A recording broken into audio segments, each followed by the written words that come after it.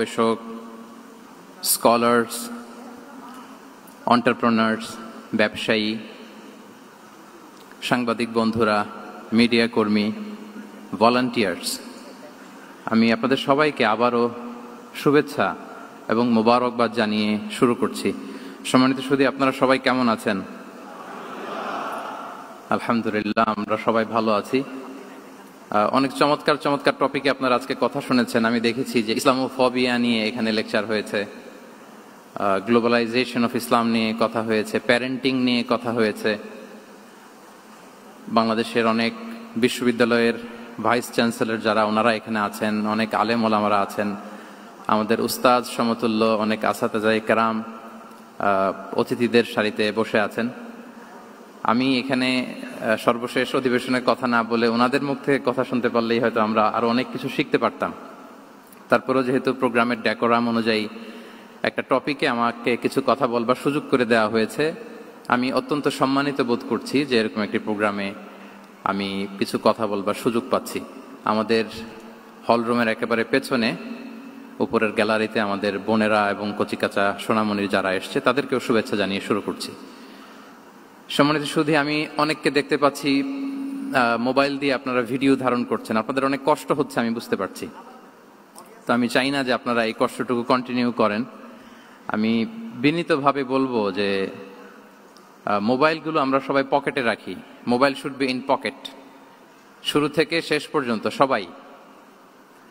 আসলে এরকম ইনডোর সেশনে কথা বলার সুযোগ আমাদের খুব হয় না। দেশের বাইরে আমার কিছু এক্সপিরিয়েন্স আছে, দেশে আমরা শুরু করছি ধাপে ধাপে। তো এই যে দিনী হালাকাগুলোতে one to one, brain to brain কানেক্টিভিটিতে বেশি ফায়দা হয়। এই ইন্টারেকশনে অনেক কিছু শেখা যায়, জানা যায়। মোবাইলের স্ক্রিনে তো সবসময় দেখা যায়, ইউটিউবে সার্চ দিলেই যে কোনো বক্তার আলোচনা আমরা চাইলেই শুনতে পারি। কিন্তু যখন আমরা সরাসরি ইন্টারেকশন করব, eye to eye, brain to brain, তখন আমার মনে হয় মোবাইলগুলো ব্যবহার না করে আমরা যদি সরাসরি নিজেরা কানেক্টিভিটি বাড়াই, ইন্টারেক্ট করি, এটা বেশি ভালো হয়। এজন্য শুরুতে আমি অত্যন্ত বিনয়ের সাথে অনুরোধ করে রাখবো, সবাই আমরা মোবাইলগুলো পকেটে রাখি। ভিডিও ধারণ করবার প্রয়োজন হলে এখানে অথরাইজড মিডিয়ার লোকজন আছেন। 21 টিভি এটা লাইভ কভার করছে। আরও আমাদের অথরাইজড কিছু ভাইরা এখানে স্টিল পিকচার নেয়া, তারপর সংবাদ চ্যানেলের জন্য ভিডিও নেয়া, এটা করছে। ওনারা ছাড়া আমরা কেউ যেন মোবাইল ব্যবহার না করি, আমি বিনীত অনুরোধ রাখবো। এত অ্যানাউন্সমেন্ট দেওয়ার পরেও তারপরও কিছু ভাই খুব দায়িত্বশীলতার সাথে ভিডিও করেই যাচ্ছেন, মাশাআল্লাহ। আমরা কি আজকে এই যে বসুন্ধরার নবরাত্রি হল, এখানে 1 ঘন্টার জন্য কি এটাকে মোবাইল ফ্রি জোন বানাতে পারি নাকি আমরা চাইলে? হ্যাঁ, পারবো ইনশাআল্লাহ। সবাই আওয়াজ করে বলি তো ইনশাআল্লাহ। জি, mobile should be in pocket. এটা অনেক ডিস্টার্ব করবে। আপনি এরকম এই যে লাইভ করবেন, ভিডিও করবেন, আপনার পেছনের যে ভাই বসে আছেন তাদেরকে ডিস্টার্ব করবে। বরং আপনি আমার দিকে তাকান। আর আমাকে আলহামদুলিল্লাহ বেশ লম্বা সময় দেয়া হয়েছে।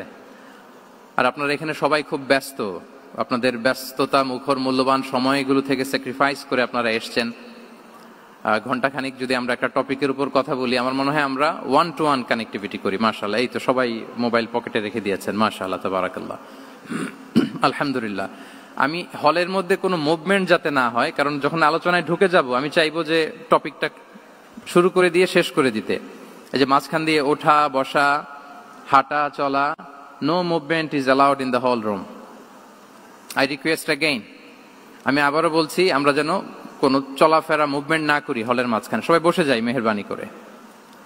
যারা ভিডিও ধারণ করছেন শুধু ওনারাই মুভমেন্ট করবে ইনশাআল্লাহ বিইذনিল্লাহ। সবাই বসে যাই। সম্মানিত সুধী, ইনডোর হল রুমে কথা বলতে আমি খুব স্বাচ্ছন্দ্য বোধ করি, কারণ মাঠের প্রোগ্রামের আমাদের কিছু ব্যাড এক্সপিরিয়েন্স আছে। গত বছর 8টা বিভাগে 8টা প্রোগ্রাম করার সুযোগ আমার হয়েছিল। তো সেখানে যেটা হয়, লক্ষ লক্ষ মানুষের মিলন মেলা হয়, এত ক্রাউড হয়, সেখানে বসুন বসুন, থামুন, শান্ত হন, এগুলো বলতে বলতে আধা ঘন্টা চলে যায়। কিন্তু ইনডোর প্রোগ্রামে আলহামদুলিল্লাহ সবাই খুব মনোযোগ দিয়ে একটা সুন্দর পরিবেশে কথা শুনবার সুযোগ হয়। সো এই যে পুরো এনভায়রনমেন্ট, এটাকে আমরা যেন কাজে লাগাই। আমরা শুরু করছি। আমি যে টপিকটা নিয়ে আজকে আলোচনা করব সেটা হচ্ছে prophetic mindset through the lens of সিরা or through the lens of সুন্নাহ। নববী মনস্তত্ত্ব সিরাতের আয়নায় রাসূল সাল্লাল্লাহু আলাইহি ওয়াসাল্লাম ওনার মাইন্ডসেট কেমন ছিল। মাইন্ডসেট শব্দটার সাথে আমরা মোটামুটি পরিচিত না, সবাই কি বলেন? আমি কিন্তু মাঝে মাঝে জিজ্ঞেস করব যদি আপনারা অনুমতি দেন, আর প্রশ্ন করার পরে যদি আপনারা উত্তর দেন তাহলে আমি বুঝবো যে খুব বুঝতেছেন আপনারা আমার আলোচনা, ধরতে পারতেছেন পয়েন্টগুলো। মাইন্ডসেট শব্দটার সাথে আমরা পরিচিত কিনা সবাই? মাইন্ডসেট মানে কি? মনস্তত্ত্ব, তাই তো? মনস্তত্ত্ব, মানুষের মেন্টাল অ্যাটিটিউড, সে যেভাবে ভাবে, যেভাবে চিন্তা করে, একটা মানুষ তার চারপাশের জগৎটাকে যেভাবে দেখে, যেভাবে ভাবে, যেভাবে চিন্তা করে এবং যেভাবে সে সিদ্ধান্ত নেয়, এটাকে বলে তার mindset, the way of thinking. তো রাসূলুল্লাহ সাল্লাল্লাহু আলাইহি ওয়া আলিহি ওয়াসাল্লামের মাইন্ডসেট কেমন ছিল, তিনি বিভিন্ন সিচুয়েশনে কিভাবে এই সিচুয়েশনটাকে ডিল করতেন, ওনার অ্যাপ্রোচ কেমন ছিল, কোন পরিস্থিতিতে কিভাবে রিয়্যাক্ট করতেন, কিভাবে রেসপন্স করতেন, কিভাবে থিঙ্ক করতেন, কিভাবে ডিসিশন মেকিং করতেন, এই টোটাল বিষয়টাকে আজকে আমরা prophetic mindset through the lens of সিরাতে কভার করবার চেষ্টা করবো ইনশাআল্লাহ। একটু ভারী টপিক, তারপরে খুব সহজ করে উপস্থাপন প্রেজেন্টেশন করতে পারলে এটা বোঝা যাবে ইনশাআল্লাহ বিইذনিল্লাহ। তাহলে আমি প্রায় রাসূল সাল্লাল্লাহু আলাইহি ওয়াসাল্লামের মাইন্ডসেট বোঝানোর জন্য সিরাতে ঢুকে যাব, মানে রাসূল সাল্লাল্লাহু আলাইহি ওয়াসাল্লামের আসিরা আল আতিরা আল মুবারাকা, ওনার বায়োগ্রাফিতে প্রবেশ করব এবং সেখান থেকে রেফারেন্সগুলো শেয়ার করব আপনাদের সাথে, এবং সুন্নাহ থেকে রেফারেন্স শেয়ার করব, যাতে করে আমাদের কাছে ক্লিয়ার হয় যে ওনার মাইন্ডসেটটা কেমন, দৃষ্টিভঙ্গি কেমন। আমরা অনেকে বলি না যে দৃষ্টিভঙ্গি বদলান তো জীবন বদলে যাবে, এটা বলি না আমরা? তার মানে এটা খুব গুরুত্বপূর্ণ, মাইন্ডসেট খুব গুরুত্বপূর্ণ। আজকের এই শেষ অধিবেশনে আমরা প্রফিটিক মাইন্ডসেট নিয়ে কথা বলবো ইনশাআল্লাহ। আমি আমার রিসার্চে 12টা মাইন্ডসেট খুঁজে পেয়েছি, based on my personal research. আরও কিছু মাইন্ডসেট থাকতে পারে, কিন্তু মেইনলি ঘুরে ফিরে এই 12টার মধ্যেই সীমাবদ্ধ রাসূল সাল্লাল্লাহু আলাইহি ওয়াসাল্লামের মাইন্ডসেট। সেই 12টা মাইন্ডসেট কি কি, আমি পয়েন্টগুলো উল্লেখ করে আমি মূল আলোচনাতে প্রবেশ করছি। প্রথম হচ্ছে গড সেন্ট্রিক মাইন্ডসেট, 2 নম্বরে ভিশন ওরিয়েন্টেড, 3 নম্বরে উইজডম ড্রিভেন, 4 নম্বরে রিফর্ম সেন্ট্রিক, 5 নম্বরে ওপেন মাইন্ডেড, 6 নম্বর এন্টারপ্রেনাল, 7 নম্বর কনসিডারেট, 8 নম্বর ট্রান্সপারেন্ট, 9 নম্বর এপ্রিসিয়েটিভ, 10 নম্বর হচ্ছে ফ্লেক্সিবল, 11 নম্বর অপটিমিস্টিক, 12 নম্বর হচ্ছে রেজিলিয়েন্ট। এই 10টা mindset based on my research, আমার ক্ষুদ্র গবেষণা আমি খুঁজে পেয়েছি যে রাসূল সাল্লাল্লাহু আলাইহি ওয়াসাল্লাম এই ধরনের মানসিকতার অধিকারী ছিলেন, এই অ্যাপ্রোচের অধিকারী ছিলেন। তো এই 12টা পয়েন্টে যদি 5 মিনিট করেও কথা বলি তাহলে 5-12 প্রায় 60 মিনিট, 1 ঘন্টা। তো আপনাদের কি ধৈর্য কুলাবে 1 ঘন্টা সময় ব্যয় করা? আল্লাহু আকবার, মাশাআল্লাহ, তাবারাকাল্লাহ। তো আমরা শুরু করি, দেখি কতটুকু আপনারা এনজয় করেন। প্রথম যেই মাইন্ডসেটটা নিয়ে আমরা আলোচনা করব সেটা হচ্ছে গড সেন্ট্রিক মাইন্ডসেট বা আল্লাহ সেন্ট্রিক মাইন্ডসেট। অর্থাৎ রাসূল সাল্লাল্লাহু আলাইহি ওয়াসাল্লাম যে কোনো কাজে তিনি আল্লাহ তাআলাকে ফিল করতেন, আল্লাহ তাআলাকে তিনি অনুভব করতেন, ফিল করতেন।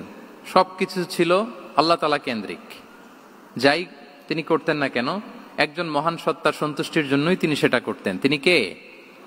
আওয়াজ করে বলুন, তিনি কে? আল্লাহ সুবহানাহু ওয়া তাআলা। তার সন্তুষ্টির জন্যই তিনি সবকিছু করতেন এবং সব সময় তিনি এটা ফিল করতেন যে আমার আসল ভরসা স্থল হচ্ছে আল্লাহ তাআলা। আসল ভরসা স্থল কে? আল্লাহ তাআলা। এবং আল্লাহকেই তিনি ওনার নিজের অভিভাবক হিসেবে সবসময় চিন্তা করতেন।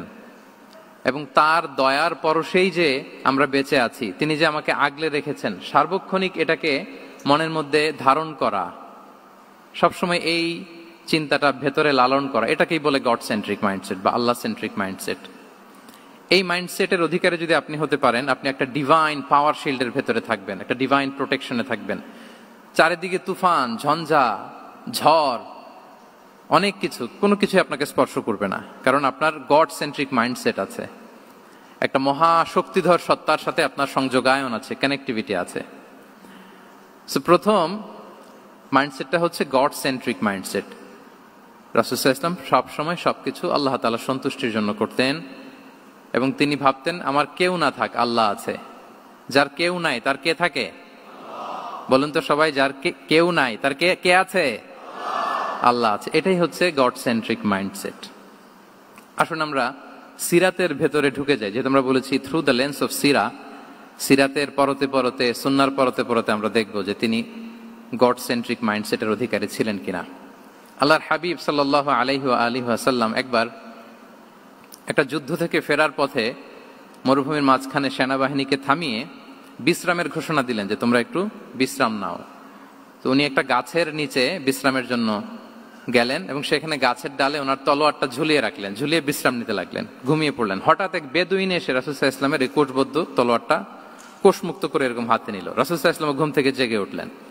এবার বেদুইন বলতে আরম্ভ করলো, মাইয়ামনাউকা মিন্নি, এই মুহাম্মদ তোমাকে এবার কে বাঁচাবে বলো, এই তো আমার হাতে তলোয়ার, কে বাঁচাবে?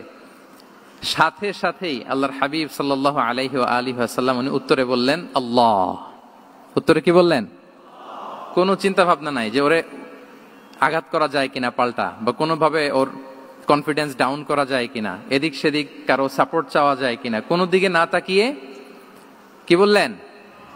আওয়াজ করে বলুন সবাই, কি বললেন? আল্লাহ। তাহলে এই যে this is the powerful example of god centric mindset. সবসময় তিনি আল্লাহ কেন্দ্রিক ছিলেন। সবসময় কি ছিলেন? আল্লাহ কেন্দ্রিক ছিলেন।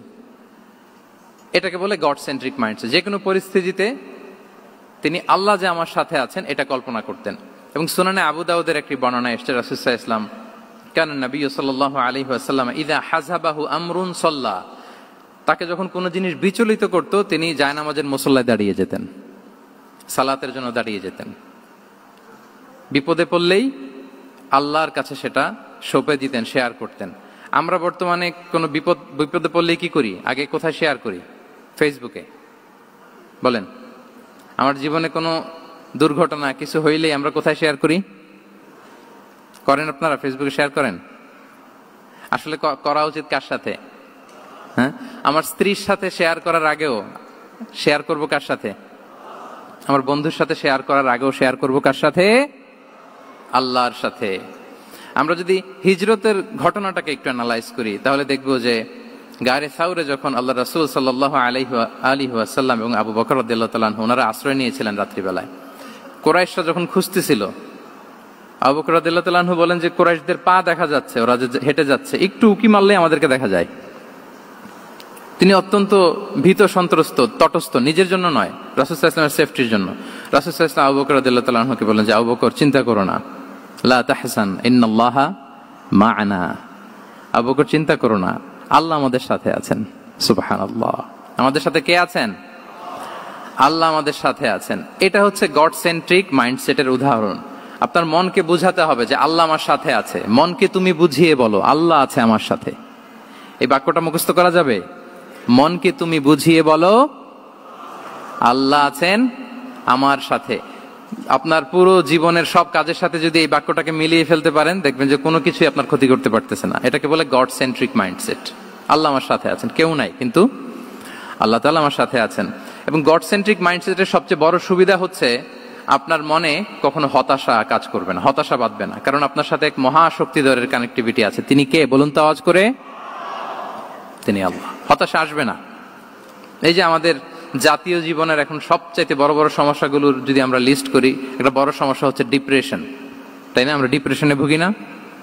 আপনাদের ডিপ্রেশন হয় কখনো? আচ্ছা, ডিপ্রেশন কাকে বলে আগে বলে। ডিপ্রেশন হচ্ছে আপনার আর আপনার রবের মাঝে যে দূরত্ব, এটার নাম ডিপ্রেশন। আই রিপিট, আমার আর আমার রবের মাঝে যে গ্যাপ, আমাদের সম্পর্কের যে দূরত্ব, এটার নাম কি? ডিপ্রেশন। আপনি যত আল্লাহর সাথে সম্পর্ক জোরদার করতে পারবেন, ডিপ্রেশন আপনার থেকে দৌড়ে পালাবে। এজন্য আমাদের বিশ্বাসীদের জীবনে কোনো ডিপ্রেশন নাই। আছে? আমাদের ডিকশনারিতে কোনো ডিপ্রেশন আছে বলেন তো? আমাদের সাথে আল্লাহর সম্পর্ক কেমন বলেন? মজবুত? আলহামদুলিল্লাহ পড়ুন সবাই।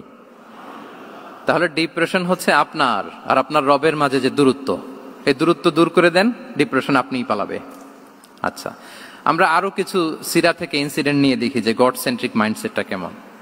দ্বিতীয় হিজরিতে যে বদরের যুদ্ধ হলো, সে বদরের যুদ্ধে ইবনে মাসউদ রাদিয়াল্লাহু তাআলা আনহু তিনি বর্ণনা করেন যে আল্লাহ রাসূল সাল্লাল্লাহু আলাইহি ওয়াসাল্লাম আগামীকাল যুদ্ধ, এর আগের দিন রাতে তিনি হাত তুলে এরকম দোয়া করতেছিলেন। আমরা তো এইভাবে দোয়া করি। আল্লাহর হাবিব সাল্লাল্লাহু আলাইহি ওয়াসাল্লাম তিনি দোয়া করতে করতে ইমোশনালি হাত এরকম উঁচু করে হাত্তা ইউরা বায়াদু ইবতাইহি, বগলের শুভ্রতা দেখা যাচ্ছিল। উনি দোয়া করতেছিলেন, আল্লাহুম্মা আনজিজ লি মা ওয়া'আতানি, আল্লাহুম্মা আতিনি মা ওয়া'আতানি, আল্লাহ তুমি যে বিজয় দিবে বলে প্রতিশ্রুতি করেছিল ওই বিজয় আমাদেরকে দাও, ওই ভিক্টরি আমাদেরকে দাও, দোয়া করছিলেন। সাইয়েদনা আলী রাদিয়াল্লাহু তাআলা আনহু উনি বর্ণনা করছেন যে বদরের যুদ্ধের আগের রাতে আমরা সবাই ঘুমোচ্ছিলাম, কিন্তু রাসূল সাল্লাল্লাহু আলাইহি ওয়াসাল্লামকে দেখলাম যে না, উনি হাত তুলে শুধু আল্লাহর কাছে কান্না করছেন, দোয়া করছেন। আবু বকর রাদিয়াল্লাহু তাআলা আনহু উনি বলেন যে আমি যে দেখলাম যে তিনি ফজর পর্যন্ত দোয়া চালিয়েই যাচ্ছিলেন, দোয়া চালিয়েই যাচ্ছিলেন, দোয়া কন্টিনিউ করছিলেন তিনি। এবং দোয়া করতে করতে রাসূল সাল্লাল্লাহু আলাইহি ওয়াসাল্লাম এতটাই ইমোশনাল হয়ে গেলেন যে ওনার গায়ের চাদরটা নিচে পড়ে গেল। আবু বকর রাদিয়াল্লাহু তাআলা আনহু যে বলেন, ইয়া নবী আল্লাহ কাফাকা মুনাশাদাতুকা রাব্বাক ফাইন্নাহু সায়ুনজিজু লাকা মা ওয়া'দাক, হে নবী যথেষ্ট, এনাফ ইজ এনাফ, অনেক হয়েছে নবী, আন্না আর কাঁদতে হবে না, আপনার রব আপনাকে ভিক্টরি বা বিজয় দান করবে ইনশাআল্লাহ। তাহলে দেখেন যুদ্ধের আগের রাতে সেনাপ্রধান কি করে, এই কৌশল ওই কৌশল, কোন দিক দিয়ে অ্যাটাক করা যাবে, ওয়ার স্ট্র্যাটেজি ঠিক করে, তার সাথে যারা আছে তাদের সাথে পরামর্শ করে। কিন্তু রাসূল সাল্লাল্লাহু আলাইহি ওয়াসাল্লাম সবকিছু সেট করে দিয়ে কার সাথে কানেক্টিভিটি গড়েছেন বলুন তো? আল্লাহর সাথে। This is called God centric mindset, Allah centric mindset. আমার হৃদয়টা সবসময় কার সাথে জুড়ে থাকবে? আল্লাহর সাথে, কারণ উনি ছাড়া আমার কোনো ঠিকানাই নাই। এই যে একটা নাশিদ বাংলাদেশে আমি শুনেছিলাম, তুমি ছাড়া প্রভু আমি, শুনেছেন আপনারা? ঠিকানাবিহীন। এটাও মনে রাখতে হবে। মনকে তুমি বুঝিয়ে বলো আল্লাহ আছে আমার সাথে, এটাও যেমনি আমরা মনে রাখবো, এই বাক্যটা মনে রাখতে হবে যে প্রভু তুমি ছাড়া আমি, হ্যাঁ বলতে চান না কেন? তুমি ছাড়া আমি ঠিকানাবিহীন, উনি ছাড়া আমার কোনো ঠিকানাই নাই। তাহলে এই মেন্টালিটি যদি আমরা ধারণ করতে পারি, এটাকে বলে গড সেন্ট্রিক মাইন্ডসেট। তাহলে রাসূলুল্লাহ সাল্লাল্লাহু আলাইহি ওয়া আলিহি ওয়াসাল্লামের যে 12টা মাইন্ডসেটের কথা আমরা বলেছি, তার প্রথমটা হচ্ছে গড সেন্ট্রিক। প্রথমটা কি? সবাই বলুন আওয়াজ করে, প্রথমটা কি? মাশাআল্লাহ। আমি শেষে আবার জিজ্ঞেস করব যে কারা কারা বলতে পারেন দেখি। তাহলে একটা কভার করলাম। আল্লাহ তাআলা আমাদেরকে গড সেন্ট্রিক মাইন্ডসেট দান করুক। আমরা যে কোনো পরিস্থিতিতে যেভাবেই থাকি না কেন, আমরা বিপদে আপদে সবসময় ভরসা রাখবো কার উপর? এটাই হচ্ছে গড সেন্ট্রিক বা আল্লাহ সেন্ট্রিক মাইন্ডসেট। আচ্ছা, 2 নাম্বার মাইন্ডসেট হচ্ছে vision oriented mindset. Vision oriented mindset মানে হচ্ছে যার মধ্যে দূরদর্শিতা আছে, ফার সাইটেডনেস আছে, who can anticipate the future, যে ভবিষ্যৎ আগাম অনুমান করে ফেলতে পারে, সামনের পরিস্থিতিকে আগাম অনুমান করতে পারার যে যোগ্যতা বা দীর্ঘমেয়াদী চিন্তা করতে পারার যে ক্যাপাসিটি, এটাকে বলে ভিশন ওরিয়েন্টেড মাইন্ডসেট। এটা আল্লাহ রাসূল সাল্লাল্লাহু আলাইহি ওয়া আলিহি ওয়াসাল্লামকে আল্লাহ তাআলা দান করেছেন। উনি ভবিষ্যৎকে আগাম বুঝতে পারতেন, আগাম অনুমান করতে পারতেন, এবং সে অনুযায়ী তিনি স্ট্র্যাটেজি, প্ল্যান, পরিকল্পনা এটা তিনি সাজাতে পারতেন। এটাকে বলে ভিশন ওরিয়েন্টেড মাইন্ডসেট। এবার আসুন আমরা সিরাতের কিছু ইনসিডেন্টকে সামনে নিয়ে আসি যে তিনি কিরকম ভিশন ওরিয়েন্টেড মাইন্ডসেটের অধিকারী ছিলেন। আমরা সবাই হুদাইবিয়ার ঘটনা জানি না? কত হিজরিতে ঘটেছিল বলুন তো সবাই? হ্যাঁ, কত? 6 হিজরিতে। লাকাদ সাদাকাল্লাহু রাসূলাহুর রুইয়া বিল হক লাতাদখুলুন্নাল মাসজিদাল হারামা ইনশাআল্লাহু আমিনিন। রাসূল সাল্লাল্লাহু আলাইহি ওয়াসাল্লাম 6 হিজরিতে মদিনায় স্বপ্নে দেখলেন যে তিনি উমরা করতে যাচ্ছেন। তো নবীদের স্বপ্ন এটা কেবল স্বপ্ন নয়, এটা আল্লাহর পক্ষ থেকে ওয়াহি, রেভেলেশন, ওয়াহি। তো সেই হিসেবে তিনি 1400 সাহাবা নিয়ে উমরা করতে চলে গেলেন মক্কায়, কিন্তু মক্কাবাসী ঢুকতে দিল না, থামিয়ে দেয়া হলো। তো তখন একটা চুক্তি হয়েছিল, ভাইজান mobile should be in pocket. এই যে আপনি বলেছিলাম যে অডিয়েন্সে আমরা কেউ ভিডিও ধারণ করব না ইনশাআল্লাহ, আপনারা কথা দিয়েছিলেন আমরা 1-to-1 brain to brain connection করব, ভিডিও করবেন না প্লিজ।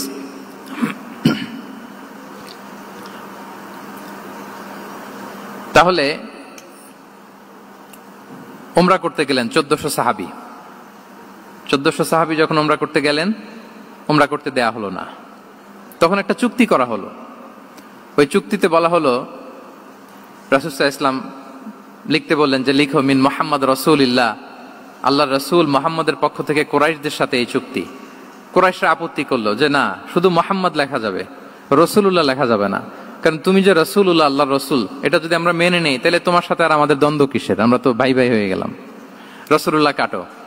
সাহাবারা কেউ রাজি হয় না, বিশেষ করে ওমরে ফারুক রাদিয়াল্লাহু তাআলা, উনি রাজি হয় না, না না এটা কাটা যাবে না। রাসূল সাল্লাল্লাহু আলাইহি ওয়াসাল্লাম অনেক বলে কয়ে বুঝালেন যে না, দীর্ঘমেয়াদী চিন্তা করতে গেলে আমাদের এখন একটা শান্তি চুক্তির দরকার আছে। যাতে করে আমরা আমাদের গ্লোবাল নেভিগেশন সিস্টেম, দাওয়া সিস্টেমকে আরো স্ট্রং করতে পারি। অনেক বলে কয়ে রাসূলুল্লাহ কাটা হলো। এরপর তারা বলে চুক্তিতে লিখো যে এই বছর উমরা করতে দেয়া হবে না, এই বছর ফিরে যাবেন আপনারা সবাই। এটাও সাহাবারা রাজি হয় না, আল্লাহ রাসূল সাল্লাল্লাহু আলাইহি ওয়াসাল্লাম রাজি হলেন। আবার আরেকটা ক্লোজে লেখা হলো যে আগামী বছর আসলেও 3 দিনের বেশি থাকা যাবে না, সেটাও রাজি হয়ে গেল। রাসূল সাল্লাল্লাহু আলাইহি ওয়াসাল্লাম, সাহাবারা রাজি হচ্ছেন না। এরপর মক্কা থেকে কোনো লোক মদিনায় গেলে মদিনাবাসী তাকে রাখতে পারবে না, ফেরত দিতে হবে। কিন্তু মদিনা থেকে কোনো লোক মক্কায় আসলে মক্কাবাসী তাকে ফেরত দিতে বাধ্য থাকবে না। দেখেন, একটার পর একটা মুসলমানদের বিরুদ্ধে সব ক্লোজ যাচ্ছে। কোন সাহাবীরাই রাজি হচ্ছেন না, কিন্তু আল্লাহ রাসূল সাল্লাল্লাহু আলাইহি ওয়া আলিহি ওয়াসাল্লাম তিনি বললেন যে না, লিখো লিখো।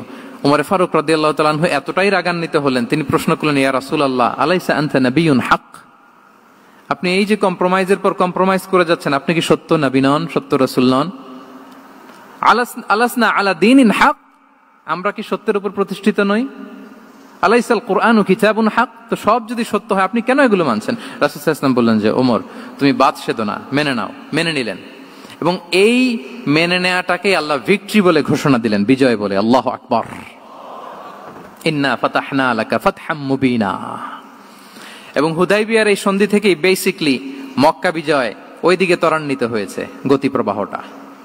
কারণ রাসূল সাল্লাল্লাহু আলাইহি ওয়াসাল্লাম অনেক দূর দেখেছেন, সাহাবারাই সামনের কিছু বিষয়ে তারা খেয়াল করছেন, কিন্তু রাসূলুল্লাহ সাল্লাল্লাহু আলাইহি ওয়া আলিহি ওয়াসাল্লাম তিনি অনেক দূর দেখতে পাচ্ছেন। আচ্ছা বলেন, 3 তলার উপর থেকে একজন একটা ভিউ দেখতে পায়, আর 30 তলা উপর থেকে আরেকজন একটা কন্ডোমিনিয়ামের উপর থেকে একটা পানোরামিক ভিউ দেখতে পায়। দুইজনের ভিউ দেখা কি একরকম হয়? বলেন, একরকম হবে? কখনোই হবে না। তাহলে 30 তলার উপর থেকে যিনি দেখবে, তিনি একটা পানোরামিক ভিউ দেখবে। দ্য টোটাল সিনারিও তার কাছে ক্রিস্টাল ক্লিয়ার হবে, যেটা সাহাবা রিদওয়ানুল্লাহি তাআলা আলাইহিম আজমাইন ওনাদের কাছে ক্লিয়ার ছিল না। এবং ঠিকই এই যে এটা তো বেশি দিন স্থায়ীও হয়নি, 6ষ্ঠ হিজরি থেকে 8ম হিজরি, মাত্র 3 বছরের ব্যবধানে রাসূল সাল্লাল্লাহু আলাইহি ওয়াসাল্লাম যত রিজিওনাল সুপার পাওয়ার ছিল, ওয়ার্ল্ড সুপার পাওয়ার ছিল, পার্সিয়ান এম্পায়ার, তারপর Roman empire, Byzantine empire, Egyptian empire, সব এম্পায়ারদের কাছে চিঠি পাঠিয়েছেন, সালামুন আলা মান ইত্তাবা আল হুদা আসলিম তাসলাম। এবং ইসলামের এক্সপান্ড হয়েছে, ওনার গ্লোবাল নেভিগেশন সিস্টেম উনি চালু করেছেন। এর কারণ কি? উনি ছিলেন ভিশন ওরিয়েন্টেড মাইন্ডসেটের অধিকারী, দূরদর্শী, অনেক দূর দেখতে পেতেন, অনেক দূর তিনি দেখতে পেতেন, দীর্ঘমেয়াদী তিনি পরিকল্পনা করতে পারতেন। এটা হচ্ছে ভিশন ওরিয়েন্টেড মাইন্ডসেট যারা হয় তাদের ক্যারেক্টারিস্টিক্স বা ফিচার। আরো একটা উদাহরণ দেই, আপনারা কি বলতে পারেন যে আবিসিনিয়াতে নবুয়তি কত সালে সাহাবারা হিজরতে গিয়েছিল? বলতে পারবেন কেউ? হ্যাঁ, নবুয়তি কত সালে? 5ম সালে। হ্যাঁ, নবুয়তি 5ম বছর ওনারা আবিসিনিয়াতে, বর্তমানে যেটা ইথিওপিয়া বা ইরিত্রিয়া, সেখানে সাহাবারা হিজরতে গিয়েছিলেন। এবং আবিসিনিয়াতে এই যে হিজরতে গেল, তারা সবাই মিলে ফিরে এসেছিল মদিনায় কবে? এটা কি কেউ জানেন? যদি কেউ জানেন হাত তুলে আওয়াজ করে একটু বলতে হবে, একটু ইন্টারেক্টিভ সেশন হোক দেখি। আবিসিনিয়ায় যারা হিজরতে গিয়েছিলেন সব শেষে দল বল সহ সবাই পার্মানেন্টলি মদিনায় শিফট করেছেন কবে? জি, আল্লাহু আকবার, মাশাআল্লাহ মাশাআল্লাহ। বসুন। খায়বার বিজয়ের দিন এসেছিলেন। আবিসিনিয়াতে যারা হিজরতে গিয়েছিলেন তারা মদিনায় ব্যাগ এন্ড ব্যাগেজ সবকিছু নিয়ে খায়বার বিজয়ের সময়, মানে 7ম হিজরিতে এসেছিলেন। তো রাসূল সাল্লাল্লাহু আলাইহি ওয়াসাল্লাম যখন মক্কা থেকে মদিনায় হিজরত করলেন, সব সাহাবারা মদিনায় চলে আসছেন। মদিনায় এখন একটা ইসলামিক সোসাইটি, ইসলামিক স্টেট। বদরের যুদ্ধে মুসলমানদের বিজয়, খন্দকে বিজয়, খন্দক তো 5মে, তারপরে ওনারা কেন আসে না বলেন তো? আসেনি। 7ম হিজরিতে এসেছেন। জাফর রাদিয়াল্লাহু তাআলা আনহুর নেতৃত্বে, সাইয়েদনা আলী রাদিয়াল্লাহু তাআলা আনহুর আপন ভাই, বড় ভাই, ওনার নেতৃত্বে যখন 7ম হিজরিতে প্রায় ওখানে যাওয়ার 15 বছর পর যখন তারা সবাই ফিরলেন, রাসূল সাল্লাল্লাহু আলাইহি ওয়াসাল্লাম এত খুশি হলেন, তিনি বললেন, মা আদরি বিআইয়িহিমা আনা আফরাহ বিফাতহি খাইবার আও বিকুদুমি জাফর। আমি কোনটাতে বেশি খুশি আজকে আমি জানি না, খায়বার বিজয়ে বেশি খুশি না আমার ভাই জাফরকে পেয়ে বেশি খুশি। আল্লাহু আকবার, এত খুশি হয়েছিলেন। তো এখন এমনি তো মনে প্রশ্ন জাগে যে রাসূল সাল্লাল্লাহু আলাইহি ওয়াসাল্লাম যখন মদিনায় চলে আসলেন, কোরআনের আয়াতগুলো নাজিল হয়, সালাত ফরজ হলো, যাকাত আসলো, সব হলো, একটার পর একটা হচ্ছে, ইসলামিক স্টেট, তো ওনারাই কেন আবিসিনিয়াতে পড়ে আছেন? প্রশ্ন জাগে না? ওই সময় একটা ক্রাইসিস মোমেন্ট ছিল, তখন ওনারা গিয়েছিল আবিসিনিয়াতে। কিন্তু আসে না কেন? ওনারা এসেছেন 7ম হিজরিতে। এর কারণ আবিসিনিয়ায় কিছু মুসলিমদেরকে রেখে দেওয়া, এটা রাসূলুল্লাহ সাল্লাল্লাহু আলাইহি ওয়াসাল্লামের প্ল্যান বি ছিল। কি ছিল? Plan B. রাসূলুল্লাহ সাল্লাল্লাহু আলাইহি ওয়াসাল্লাম অপেক্ষা করছিলেন যে মদিনাকে প্রথমে ইন্টারনাল যত থ্রেট আছে এগুলো থেকে মুক্ত করতে হবে, এরপরে মদিনাকে যত এক্সটার্নাল থ্রেট আছে এগুলো থেকে মুক্ত করতে হবে। সব যখন মুক্ত করে উনি দেখলেন যে না, মদিনা সেফ জোন, এখন আর আলাদা একটা বেজ, একটা এক্সট্রা সেফ জোন বা এডিশনাল বেজ আমার কোথাও দরকার নাই, তখনই তিনি লোক পাঠালেন যে যাও, জাফরের নেতৃত্বে আবিসিনিয়ায় যারা হিজরত করেছে তারা সবাই মদিনায় চলে আসো। সুবহানাল্লাহ বিহামদি। তাহলে একটা প্ল্যানে কাজ করতেন না। আমরা তো এরকম করি, একটাই প্ল্যান। প্ল্যান কয়টা? এটা যদি ওয়ার্ক না করে শেষ, আমু নাই, সালাও নাই। কিন্তু রাসূলুল্লাহ সাল্লাল্লাহু আলাইহি ওয়া আলিহি ওয়াসাল্লামের প্ল্যান এ ছিল, প্ল্যান বি ছিল, প্ল্যান সি ছিল। প্ল্যান এ ওয়ার্ক না করলে প্ল্যান বি তে যেতেন, বি ওয়ার্ক না করলে সি তে যেতেন, এইভাবে তিনি কাজ করতেন। তাহলে এটা হচ্ছে বেসিকলি ভিশন ওরিয়েন্টেড মাইন্ডসেটের অধিকারী যারা, তারা এটা করে, যারা ফিউচারকে অ্যান্টিসিপেট করতে পারে, আগাম অনুভব করতে পারে যে কি হতে পারে সামনে। এই যে বাংলাদেশের বিভিন্ন প্ল্যান পরিকল্পনায় আমরা দেখা যায় যে এখান দিয়ে একটা ব্রিজ করে পরে ভাঙতে হয়, রাস্তা একটা তৈরির পরে ভাঙতে হয়, কোথায় এক টানেল হয়ে আছে প্রতি মাসে মাসে এখন লস হয়, তারপর 1 ঘন্টা বৃষ্টি হলে পুরো ঢাকা শহর এটা বন্যা হয়ে যায়। এগুলো হচ্ছে একাধিক প্ল্যান না থাকা, ভিশনারি অ্যাটিটিউডের অধিকারী না হওয়ার কারণে এই ঝামেলাগুলো আমাদের হচ্ছে। তো প্রফেটিক সিরার এই প্রফেটিক মাইন্ডসেট থেকে আমাদের নেয়ার বিষয় হচ্ছে এটা যে আমাদেরকে ভিশনারি অ্যাটিটিউডের হতে হবে। রাসূল সাল্লাল্লাহু আলাইহি ওয়াসাল্লাম ভিশন ওরিয়েন্টেড মেন্টালিটির ছিলেন। আগাম, আজ থেকে 50 বছর পরে বাংলাদেশে কি ক্রাইসিস হতে পারে, আজ থেকে ঠিক 100 বছর পরে বাংলাদেশে কি হতে পারে, ওই রোড ম্যাপকে সামনে রেখে আমাদেরকে প্ল্যান করতে হবে। এটাকে বলে ভিশন ওরিয়েন্টেড মাইন্ডসেটের অধিকারী হওয়া। তাহলে 12টা মাইন্ডসেটের কয়টা আমরা কভার করলাম বলেন তো? প্রথমটা কি ছিল? গড সেন্ট্রিক বা আল্লাহ সেন্ট্রিক। দ্বিতীয়টা ভিশন ওরিয়েন্টেড মাইন্ডসেট। 3 নাম্বার হচ্ছে wisdom driven mindset. Wisdom, wisdom মানে হচ্ছে প্রজ্ঞা। প্রজ্ঞা কি? জ্ঞান আর কমন সেন্স দুইটা একসাথে হইলে ওটারে প্রজ্ঞা বলে। When the knowledge and common sense join together, it reflects as wisdom. আপনার জ্ঞান এবং আপনার কমন সেন্স একসাথে হইলে ওটা উইজডম হয়ে যায়। রাসূল সাল্লাল্লাহু আলাইহি ওয়াসাল্লাম ছিলেন প্রজ্ঞায় সমৃদ্ধ এক মননের অধিকারী। ওনার সব কিছুতেই প্রজ্ঞা ছিল, প্রজ্ঞা ছিল। উইজডম ইন গিভিং অ্যাডভাইস, উপদেশ দেওয়ার সময় ছিল প্রজ্ঞা। Wisdom in policy making, policy making এর সময় সেখানে প্রজ্ঞা ছিল। Wisdom in action strategic plan, কোন স্ট্র্যাটেজিক প্ল্যানের ক্ষেত্রে প্রজ্ঞা ছিল। রাসূল সাল্লাল্লাহু আলাইহি ওয়াসাল্লাম একই প্রশ্নের উত্তর এক একজনকে এক এক ভাবে দিতেন। অনেক সাহাবারা জিজ্ঞেস করতেন যে রাসূলুল্লাহ একই প্রশ্ন, একে বললেন এইটা, ওরে বললেন ওইটা, ওরে বললেন আরেকটা, এটা কেন? তো রাসূল সাল্লাল্লাহু আলাইহি ওয়াসাল্লাম বললেন যে আমি জানি ওর কিসে ঘাটতি, আমি জানি ওর কি প্রয়োজন, আমি জানি ওকে কোন নাসিহাটা দিলে কাজ করবে, ফলে এক একজনকে আমি এক এক ভাবে ক্লারিফাই করেছি। আল্লাহু আকবার। This is called wisdom. আচ্ছা, উইজডম, রাসূল সাল্লাল্লাহু আলাইহি ওয়াসাল্লাম যে উইজডম ড্রিভেন মাইন্ডসেটের অধিকারী ছিলেন, এটার কয়েকটা এক্সাম্পল আমরা সিরাত থেকে দেখি। মক্কায় বিজয় হয়েছে কত হিজরিতে? কত? অষ্টম হিজরিতে যখন মক্কা বিজয় হলো, তখন রাসূল সাল্লাল্লাহু আলাইহি ওয়াসাল্লাম আম্মাজান আয়েশার সাথে গল্প করছিলেন আর বলছিলেন, আয়েশা, লাউলা হাদাসাতু আহদি কওমিকা বিল কুফরি লানাকাতুল কাবাতা ওয়ালা জাআলতুহা আলা আসাসি ইব্রাহিম। আয়েশা, তোমার এই মক্কাবাসী, তোমার এলাকার লোকজন যদি একটা কেওস সৃষ্টি না করতো, তাহলে কাবার যে আসল শেপ, আমি ওই আসল শেপে এটাকে ফেরত নিতাম, কিন্তু নিতে গেলে এখন একটা ঝামেলা বাঁধবে, এজন্য নিব না। ব্যাপারটা হচ্ছে আমরা এখন যে কাবাটাকে দেখি এটা হচ্ছে স্কয়ার আকৃতির। স্কয়ার মানে কি? বর্গাকৃতি, তাই তো? বর্তমান কাবা কোন আকৃতির বলেন তো? একটা বড় কিউবের সাইজ না? দূর থেকে দেখলে মনে হয় একটা বড় কিউবের সাইজ, কিউবের আকৃতি মানে স্কয়ার, চতুর্ভুজ। কিন্তু সাইয়েদনা ইব্রাহিম আলাইহিস সালাম যে কাবা নির্মাণ করেছিলেন এটা কিন্তু এরকম কিউব ছিল না, ওটা ছিল রেক্ট্যাঙ্গেল। রেক্ট্যাঙ্গেল ছিল মানে আয়তাকৃতির ছিল, এরকম লম্বা। এই যে এই টেবিলটা যেরকম, টেবিলের যে শেপ এরকম ছিল, এরকম লম্বা কাবাঘর ছিল আয়তাকৃতির। কিন্তু এখন এটা কমে স্কয়ার আকৃতির হয়ে গেছে। এর কারণটা কি? কাবা একবার ওখানে অগ্নিকাণ্ড ঘটার কারণে ধ্বংস হয়েছিল, ফলে কাবাকে আবার রিনোভেশন করা লেগেছিল, পুনর্নির্মাণ। তো কুরাইশরা সিদ্ধান্ত নিয়েছিল কাবা পুনর্নির্মাণে আমরা কোনো হারাম টাকা ইউজ করব না, যার কাছে যত হালাল টাকা আছে নিয়ে আসা হলো। কিন্তু হালাল টাকা যতটুকু জমা হয়েছে এটা দিয়ে পুরো কাবা নির্মাণ হয় না, অর্ধেক হয়। ফলে কাবা যে আয়তাকৃতির ছিল সেটা না হয়ে গেছে কি বলেন, বর্গাকৃতির, মানে স্কয়ার। ওই স্কয়ার কাবাই আজ পর্যন্ত রয়ে গেছে। কিন্তু ওই যে আয়তক্ষেত্রের যে শেপের মধ্যে যতটুকু জায়গা বাকি ছিল ওইখানে দেখবেন একটা ক্রিসেন্টের মতো আছে, হেজরে ইসমাইল, হাতিমে কাবা বলে।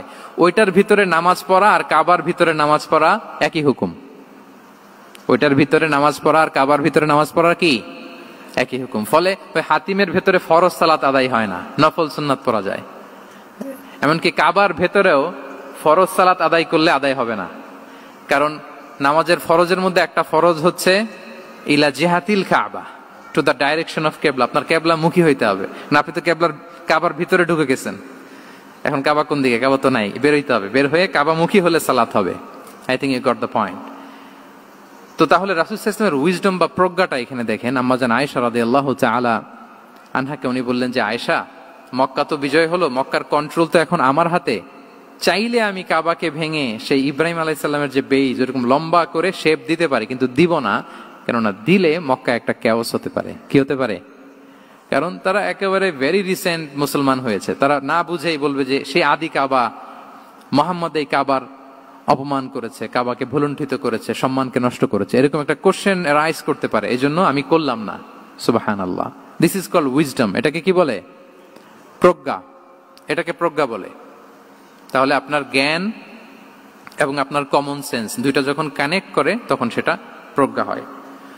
প্রজ্ঞার আরেকটা উদাহরণ যদি দেই সিরাত থেকে, রাসূল সাল্লাল্লাহু আলাইহি ওয়াসাল্লামের যে কনফ্লিক্ট রিজলভিং ক্যাপাসিটি ছিল, যখন কাবাকে পুনর্নির্মাণ করা হচ্ছে তখন হাজরে আসওয়াদকে বের করা লেগেছিল, এবং রিনোভেশন শেষে আবার হাজরে আসওয়াদকে তার জায়গা মতো, মানে ব্ল্যাক স্টোন যেটাতে চুমু দিলে মানুষের গুনাহ মাফ হয়ে যায়, হাজরে আসওয়াদ চিনতে পেরেছেন না? চুমু দিতে পেরেছেন আপনারা? হ্যাঁ, ওরে আল্লাহ, অনেকে দিয়েছে, তো আমি দিতে পারি না এখনো। ওখানে যে ভিড় থাকে, ওই ধাক্কা ধাক্কি করে মনে হয় যে না, হজ বা উমরার যে মূল এসেন্স বা স্পিরিট ওইটা বোধহয় নষ্ট হয়ে যায়। এজন্য অনেকবার ট্রাই করেও, এবার আমার সাথে একটা 8 জনের গ্রুপ ছিল, খুব নাদুস নুদুস লম্বা চূড়া। তো বলতেছে, শায়েক আপনার কোনো টেনশন করা লাগবে না, আসেন। তো ওরা যে যেরকম ধাক্কা ধাক্কি শুরু করছে ওইটা দেখি আমার আর সাহস হয় নাই। বলছে যে ভাই, আমি মাফও চাই, দোয়াও চাই, আমার করা লাগবে না, ওই দূর থেকে ইশারা দিলেই হবে। তো এটা অনেকে ভুল করে ফেলে। অনেক বোনেরা যাদের জন্য হেজাব নিকাব মেনটেন করা হচ্ছে ফার্জ, পর্দার কোনো বালাই নাই, পুরুষের সাথে ধাক্কা ধাক্কি করে তার শরীর মিশে যাচ্ছে, গা মিশে যাচ্ছে, ধাক্কা ধাক্কি করে একটা সুন্নতের জন্য ফরজকে স্যাক্রিফাইস করে ফেলতেছে। মানে ফোকাস ঠিক নাই আর কি, কোথায় যে কোনটা করতে হবে ওইটাই ভুলে গেছে। তো এই হাজরে আসাদ পাথরকে আবার জায়গা মতো রাখতে হবে। এখন কে রাখবে এই নিয়ে মারামারি মক্কায়। বড় বড় 4টা গোত্র বলে, এই গোত্র বলে আমি রাখবো, এই গোত্র বলে আমি রাখবো, আরেক গোত্র বলে রক্তের গঙ্গা বইয়ে দেব মক্কায়, কিন্তু এই সম্মান অন্যকে নিতে দিব না, কারণ ইটস ভেরি প্রেস্টিজিয়াস ইস্যু। যে আমাদের গোত্র এই ব্ল্যাক স্টোন হাজরে আসওয়াদকে নিয়ে জায়গা মতো রেখেছে, এটা কাউকে দিব না। তো সবাই যখন মারমুখী, তখন আল্লাহ রাসূল সাল্লাল্লাহু আলাইহি ওয়া আলিহি ওয়াসাল্লাম তিনি সমাধান দিলেন যে মারামারির দরকার নাই, একটা চাদর নিয়ে আসো। নিয়ে আসা হলো। 4 গোত্রের 4 লিডারকে বললেন চাদরের 4 কোণা ধরো। 4 জন 4 কোণা ধরলো। রাসূল সাল্লাল্লাহু আলাইহি ওয়াসাল্লাম তিনি পাথরটা নিয়ে মাঝখানে রাখলেন। এবার 4 নেতাকে বললো আসো, জাতীয় 4 নেতা চলে আসো, কাবার সামনে চলে আসলো। এরপরে আল্লাহ রাসূল সাল্লাল্লাহু আলাইহি ওয়াসাল্লাম ওনার মোবারক হাত দিয়ে, বরকতময় হাত দিয়ে হাজরা আসওয়াদকে নিয়ে নিজ হাতে রাখলেন। এবার সবাই হ্যাপি, কারণ অংশগ্রহণ করতে পারছে। আসলে মূল স্ট্যাটাস কিন্তু চলে গেছে রাসূলের দিকে, নাকি? ওরা তো এটা টাচও করতে পারে নাই, পারছে? ওরা চাদর ধরেই হ্যাপি, কিন্তু পাথরটা ধরেছিল কে? রাসূল সাল্লাল্লাহু আলাইহি ওয়াসাল্লাম। চাদরে রেখেছিল কে? রাসূল সাল্লাল্লাহু আলাইহি ওয়াসাল্লাম। চাদর থেকে নিয়ে আবার কাবা ঘরে সেট করেছিল কে? রাসূলুল্লাহ সাল্লাল্লাহু আলাইহি ওয়া আলিহি ওয়াসাল্লাম। এভাবে উনি কনফ্লিক্ট রিজলভ করতেন থ্রু হিজ উইজডম, ওনার প্রজ্ঞার মধ্য দিয়ে। আমরা যদি তায়েফের ঘটনা দেখি, রক্তাক্ত হয়েছেন, পাহাড় রক্ষী ফেরেশতারা এসে বলেছে রাসূলুল্লাহ জাস্ট অর্ডার করেন, আমরা কোলাপস করব এমন ভাবে the entire Taif city will be collapsed, একেবারে স্ম্যাশ করে দিব, পাউডার হয়ে যাবে। রাসূল সাল্লাল্লাহু আলাইহি ওয়াসাল্লাম বললেন না, বাল আরজু আন ইউখরিজাল্লাহু মিন আসলাবিহিম মান ইয়াবুদুল্লাহ ওয়াহদাহু ওয়া লা ইউশরিকু বিহি শাইআ। তিনি বললেন না, ওদেরকে ধ্বংস করে দিও না, ওদেরকে ধ্বংস করলে লা ইলাহা পড়বে কে? সুবহানাল্লাহ। কি উইজডম ড্রিভেন ছিলেন উনি। উনি বলেন যে আমি আশা করি, প্রত্যাশা রাখি, দোয়া করি যে ওরা আমাকে প্রত্যাখ্যান করেছে, কিন্তু ওদের যে নেক্সট জেনারেশন ওরা সাক্ষী দেবে আশহাদু আল্লাহ ইলাহা ইল্লাল্লাহ ওয়া আশহাদু আন্না মুহাম্মাদার রাসূলুল্লাহ। এবং তাই হয়েছে। এখন তায়েফে যান, চারদিক থেকে আল্লাহু আকবার ধ্বনিতে মুখরিত তায়েফ, এবং এত চমৎকার শহর, এটা একটা টুরিস্ট ডেস্টিনেশন হয়ে গেছে। সৌদি আরবিয়াতে যারা যায়, তায়েফ না গেলে লোকদের ভালো লাগে না। ঠান্ডা, সবুজ শ্যামল, রেইনফল হয়, ফলমূল পাওয়া যায়। আব্দুল্লাহ ইবনে আব্বাস রাদিয়াল্লাহু তাআলা আনহুর স্মৃতিধন্য মসজিদ আছে, অনেকগুলো ইউনিভার্সিটি আছে, ইসলামিক ইনস্টিটিউশন আছে। এই যে নয়নাভিরাম তায়েফ, এটা রাসূল সাল্লাল্লাহু আলাইহি ওয়াসাল্লামের উইজডমের ফসল, ঠিক কিনা বলেন? ওই দিন যদি রাগের চোটে বলতো যে হ্যাঁ দাও, স্ম্যাশ করে দাও, তাইলে এই যে যারা শাহাদা পড়েছে, মুসলিম হয়েছে, এটা কিন্তু হতো না। তাহলে এটা হচ্ছে রাসূল সাল্লাল্লাহু আলাইহি ওয়াসাল্লামের প্রজ্ঞার একটা উদাহরণ। আর একটা উদাহরণে যাই। রাসূল সাল্লাল্লাহু আলাইহি ওয়াসাল্লাম যখন আকাবার দ্বিতীয় শপথ করে ফেললেন ইয়াসরিববাসীর সাথে, তখনও মদিনা হয়নি, তো তখন মদিনাবাসী বলল যে রাসূলুল্লাহ, আপনি তো এখনো হিজরত করবেন না, তো আমাদেরকে কোরআন শিখাবে কে, সালাত শিখাবে কে? আপনি একজন দায়ী পাঠান, আমাদের সাথে একজন টিচার দেন। রাসূল সাল্লাল্লাহু আলাইহি ওয়াসাল্লাম তখনও মদিনাতে হিজরতে যাননি, আমাদের সাথে একজন দায়ী পাঠাবেন। তো রাসূল সাল্লাল্লাহু আলাইহি ওয়াসাল্লাম একজনকে দায়ী হিসেবে পাঠিয়েছিলেন। বলেন ওই দায়ীর নাম কি? কি নাম? মুসআব ইবনে উমাইর রাদিয়াল্লাহু তাআলা আনহু, যিনি উহুদের যুদ্ধে শহীদ হয়েছিলেন, উনাকে পাঠিয়েছিলেন। দেখেন, উনি আবু বকর রাদিয়াল্লাহু তাআলা আনহুকে পাঠান নাই, পাঠিয়েছেন ওমর ফারুককে, ওসমান রাদিয়াল্লাহু তাআলা আনহু, আলী রাদিয়াল্লাহু তাআলা আনহু, কাউকে পাঠাইছেন? কারে পাঠালেন? মুসআবকে। এর কারণ হচ্ছে উনি খুব ড্যাশিং ফেসের অধিকারী ছিলেন, এলিট ফ্যামিলি, মক্কার এলিট ফ্যামিলির একজন যুবক ছিলেন, এবং উনি সবচেয়ে দামি দামি পারফিউম কালেক্ট করে ওইটা দিতেন। উনি মক্কার কোন রাস্তা দিয়ে হেঁটে গেলে লোকজন বুঝতো এই রাস্তা দিয়ে কিছুক্ষণ আগে হেঁটে গিয়েছে মুসআব ইবনে উমাইর। সুবহানাল্লাহ। আমরা বাংলায় বলি না যে আগে দর্শনদারি পরে গুণ বিচারী? এই কথাটার সাথে পরিচিত আপনারা? আগে দর্শনদারি পরে গুণ বিচারী। আল্লাহ তাআলা এক একজনকে আমাদেরকে এক এক অবয়বে সৃষ্টি করেছেন। হুয়াল্লাযী ইউসাউবিরুকুম ফিল আরহামি কাইফা ইয়াশা। আল্লাহর একটা নাম হচ্ছে তিনি আল মুসাউবির, দ্য ডিজাইনার। মায়ের গর্ভে থাকতেই আমাদের কার চেহারা, কার কণ্ঠস্বর, কার স্কিন কালার, কে কিরকম হব, সব ফিক্স তিনি ঠিক করে দিয়েছেন। এটা আল্লাহর দেয়া। কিন্তু রাসূল সাল্লাল্লাহু আলাইহি ওয়াসাল্লামের উইজডমের ব্যাপার হচ্ছে তিনি আবু বকর রাদিয়াল্লাহু তাআলা আনহু, ওমর রাদিয়াল্লাহু তাআলা আনহু, ওসমান আলী, কাউকে চুজ না করে কাকে পাঠালেন? মুসআব ইবনে উমাইরকে। যে তাকে দেখলেই সবাই আগে পাগল হয়ে যায়, মানে ইমপ্রেস হয়ে যায়। হ্যাঁ, ফার্স্ট ইমপ্রেশনটা তার খুব ভালো, খুব ভালো। উনি মুসআব ইবনে উমাইরকে পাঠালেন, এবং যেই প্ল্যান সেই কাজ। উনি যে পুরো মদিনা কাঁপায় ফেলছেন, মাশাআল্লাহ। মদিনার ঘরে ঘরে উনি ইসলামের বার্তা পৌঁছে দিয়েছেন, এবং স্বয়ং রাসূলুল্লাহ সাল্লাল্লাহু আলাইহি ওয়াসাল্লামের আগে তিনি মদিনাতে জুমার নামাজ পড়েছিলেন। কারণ জুমার বিধান আসছে, কিন্তু মক্কা এমন একটা ল্যান্ড যেখানে এখনো জুমা পড়া আবশ্যক হয় নাই, চারদিকে কুফর বেষ্টিত। তো রাসূল সাল্লাল্লাহু আলাইহি ওয়াসাল্লাম লোক পাঠিয়েছেন যে জুমার বিধান এসছে, মুসআব তুমি কিন্তু মদিনায় যারা আছে তাদেরকে নিয়ে জুমা পড়ে ফেলো। তো মুসআব রাদিয়াল্লাহু তাআলা আনহু স্বয়ং রাসূলুল্লাহ সাল্লাল্লাহু আলাইহি ওয়াসাল্লামের আগে রাসূল সাল্লাল্লাহু আলাইহি ওয়াসাল্লামের পারমিশন নিয়ে মদিনাতে জুমা কায়েম করে ফেলছে। সুবহানাল্লাহ। তো আস্তে বললে হবে? সুবহানাল্লাহি ওয়া বিহামদিহি। দেখেন, উইজডম ড্রিভেন পার্সোনালিটির অধিকারী ছিলেন, প্রজ্ঞার অধিকারী ছিলেন। অন্য কাউকে পাঠাননি। কাকে পাঠিয়েছেন? মুসআব ইবনে উমাইর। তাহলে উনি যেই কাজটাই করতেন, যেটা বলতেন, যেটাতে এঙ্গেজ হতেন, এর নেপথ্যে প্রজ্ঞা ছিল। কি ছিল ভাই? উইজডম ছিল। আল্লাহ যেন সেই উইজডম আমাদেরকে দান করেন, আল্লাহ যেন সেই প্রজ্ঞা দিয়ে আমাদেরকে সমৃদ্ধ করেন। আমরা সবাই পড়ি আমিন। তাহলে কয়টা গেল? 3টা। 4 নাম্বার হচ্ছে রিফর্ম সেন্ট্রিক মাইন্ডসেট।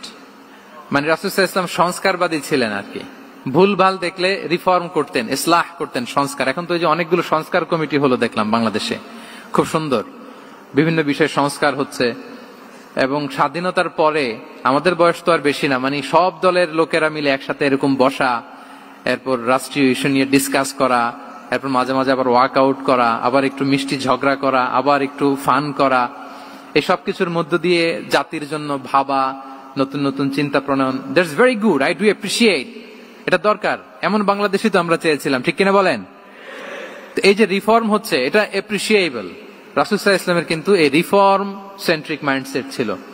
অন্যায় দেখলে, ভুলভাল দেখলে, অসঙ্গতি দেখলে, ইনকনসিস্টেন্সি দেখলে শুধরে দিতেন। শুদ্ধাচার অভিযান চালিয়েছেন, মক্কাতেও মদিনাতেও রিফর্ম করতেন, সব খারাপকে তিনি ভালো দিয়ে পরিবর্তন করে দিতেন। আসুন সিরাতের আয়নায়, থ্রু দ্য লেন্স অফ সিরা আমরা দেখি কিভাবে পরিবর্তন করতেন। রাসূল সাল্লাল্লাহু আলাইহি ওয়াসাল্লামের একটা আদত বা হ্যাবিট ছিল, তিনি কোনো ব্যক্তির বা কোনো স্থানের কোনো বাজে নাম বা খারাপ নাম দেখলে ওটা ভালো নামে চেঞ্জ করে দিতেন। মক্কা থেকে মদিনায় হিজরতের আগে মদিনার নাম ছিল ইয়াসরিব। কি ছিল? ইয়াসরিব মানে হচ্ছে প্রতিশোধ বা নিন্দা বা ক্ষোভ বা ভর্ৎসনা, সবগুলোই খুব বাজে মিনিং ডিনোট করে। রাসূল সাল্লাল্লাহু আলাইহি ওয়াসাল্লাম বললেন, আমি যেই শহরে হিজরত করব এই শহরের নাম ক্ষোভ, এই শহরের নাম হিংসা, এটা হইতে পারে? বলেন। রাহমাতাল লিল আলামিন, mercy and peace for the entire universe করে যাকে আল্লাহ পাঠিয়েছেন, উনি যেই শহরে থাকবেন ওই শহরের নাম প্রতিশোধের শহর, এটা হবে? উনি শহরের নাম চেঞ্জ করে দিলেন। উনি শহরের নাম দিলেন মদিনাতুন নবী। কি দিলেন? মদিনাতুন নবী অথবা তওবা তয়্যিবা, চেঞ্জ করে দিলেন, পরিবর্তন করে দিলেন। এক এলাকায় যে বিষ্ণু ইসলাম দেখলেন যে গাছপালা হয় না, উনি বললেন মাসমু হাযিহিল আরদ, এই জায়গার নাম কি? সবাই বলে ইসমুহা গাদেরা। গাদেরা মানে হচ্ছে মাকান লা নাবাতা ফিহি ওয়ালা শাজার, এমন জায়গা যেখানে ঘাস লতাপাতা কিছুই জন্মায় না। রাসূল সাল্লাল্লাহু আলাইহি ওয়াসাল্লাম বললেন, এই জন্য তো ঘাস জন্মায় না, নাম তো রাখছো খুব বাজে একটা নাম। রাসূল সাল্লাল্লাহু আলাইহি ওয়াসাল্লাম বললেন, আজ থেকে এলাকার নাম গাদেরা নয়, এলাকার নাম আজকে থেকে খাদেরা। কি নাম? খাদেরা মানে কি বলেন? সবুজ, গ্রিন, এভারগ্রিন, সবুজ শ্যামল। এবং রাসূল সাল্লাল্লাহু আলাইহি ওয়াসাল্লাম যখন গ্রিন ল্যান্ড নাম দিয়ে দিলেন, এরপর থেকে সবুজ শ্যামল করে আল্লাহ জায়গাটাকে বরকতময় করে দিলেন। Changing names. এক সুন্দরী নারীকে বললেন মাসমুকি, কি নাম? বলে আসিয়া। আসিয়া মানে অবাধ্য। রাসূল সাল্লাল্লাহু আলাইহি ওয়াসাল্লাম বললেন, তুমি এত সুন্দরী, you are a beautiful lady, আর কি বাজে একটা নাম রেখেছো আসিয়া। তুমি আসিয়া কেন হবে? আজকে থেকে তোমার নাম জামিলা, মানে তুমি সুন্দরী, রূপবতী। সুবহানাল্লাহ, সুন্দর একটা নাম দিয়ে দিলেন। এক সাহাবীর নাম ছিল হাজান। হাজান মানে রাফ এন্ড টাফ, রুক্ষ। রাসূল সাল্লাল্লাহু আলাইহি ওয়াসাল্লাম বলেন, না, হাজান না, তোমার নাম আজকে থেকে সাহাল। কি নাম? সাহাল। সাহাল মানে সহজ। উনি বলেন, যেদিন থেকে সাহাল রাখছি এর আগ পর্যন্ত নাকি ওনার অসুস্থতা, রোগ বালাই একটার পর একটা লেগেই থাকতো। যেদিন থেকে সাহাল, ওই দিন থেকে উনি বলেন যে আল্লাহ তাআলা নবীর এই নাম চেঞ্জ করে দেওয়ার বারাকায় আমার পুরো জীবনের সব কাজকে আল্লাহ তাআলা সহজ করে দিয়েছেন। তাহলে রিফর্ম সেন্ট্রিক মাইন্ডসেট, আমরাও খারাপ কিছু দেখলে ভালো দিয়ে পরিবর্তন করব। কি বলেন? ইনশাআল্লাহ বলেন সবাই। আচ্ছা, এটা তো নাম চেঞ্জ করে দেয়া। এবার সোশ্যাল রিফর্ম তিনি কি কি করেছেন আমরা একটু দেখি। তিনি যখন যুবক, মক্কায় এক ইয়ামানি লোক ব্যবসা করতে এসে তার প্রোডাক্ট বিক্রি করার পরে, আস ইবনে ওয়াইল নামে এক লোকের কাছে বিক্রি করার পরে যখন দাম চাইতে গেল, আস বলে, আরে বেটা, আমরা মক্কার সন্তান, আমরা দাম দিব না। তো সে ভাবলো হয়তো আমার সাথে ঠাট্টা করেছে, হজের মৌসুম যাক, বেচাকেনা শেষ করে যাওয়ার পথে দামটা নিয়ে যাব। সে ফেরার দিন আবার গেল যে আমার তো জিনিসের দামটা আপনি দিলেন না। সে বলে, আমরা এই ভূখণ্ডের মালিক, আমরা দাম দেই না, এটা তো বড় জুলুম। সে কান্নাকাটি শুরু করলো। তার এই কান্নাকাটি দেখে আল্লাহ রাসূল সাল্লাল্লাহু আলাইহি ওয়াসাল্লাম ওনার চাচা জুবাইর ইবনে আব্দুল মুত্তালিব সহ ইয়াং স্টার যারা আছে, দ্য ইয়ুথ অব মক্কা, তাদের সবাইকে নিয়ে একটা সোসাইটি করলেন। এই যে আমরা হালাফুল ফুদুলের নাম শুনি না, যেটা বাংলা আমরা কি বলি? হিলফুল ফুজুল। এই নামে তো অনেক সংগঠন আছে বাংলাদেশে। কি বলেন? যুবকরা কোন সংগঠন করলে কমনলি এই নামটা পছন্দ করে, হিলফুল ফুজুল। আসলে এটার মূল নাম ছিল হালাফুল মুত্তাইয়িবিন। তিব মানে হচ্ছে রং। রাসূল সাল্লাল্লাহু আলাইহি ওয়াসাল্লাম সবাই মিলে, তখন জাহিলি যুগে একটা কালচার ছিল, বালতি ভর্তি রঙের ভেতরে হাত ঢুকিয়ে দিত, দিয়ে এই রং সমেত হাতটা তারা পাথরের মধ্যে লাগাতো, সবার হাত ওইখানে দিত, মানে আমরা হাতে হাত রেখে কমিটেড, আমরা ঐক্যবদ্ধ হলাম। সেখান থেকে হয়েছে হালাফুল মুত্তাইয়িবিন, থেকে হালাফুল ফুদুল। ওনারা বলল যে না, আমরা সবাই থাকবো মাআল মাজলুমি দিদ্দা যালিম, আমরা মজলুমের পক্ষে থাকবো, জালেমের বিপক্ষে থাকবো। এবং যেই প্রতিজ্ঞা ওই কাজ। সবাই মিলে আস ইবনে ওয়াইলকে ধরলো, তার কাছ থেকে টাকা আদায় করে ওই ইয়ামানি ব্যবসায়ীর কাছে পৌঁছে দিয়ে তিনি মাজলুমকে সহায়তা করেছেন। সুবহানাল্লাহ। এবং এই টেন্ডেন্সি, এই জুলুম, চাঁদাবাজি যেগুলো ছিল মক্কার জমিনে, রাসূল সাল্লাল্লাহু আলাইহি ওয়াসাল্লাম এই সোশ্যাল রিফর্মের মাধ্যমে এটাকে সংস্কার করেছেন। তাহলে এই যে রিফর্ম সেন্ট্রিক আমাদের হইতে হবে। আমাদের সমাজেও এখন চাঁদাবাজি আছে না নাই? বলেন। খুন খারাপি আছে না নাই? সামাজিক অনাচার।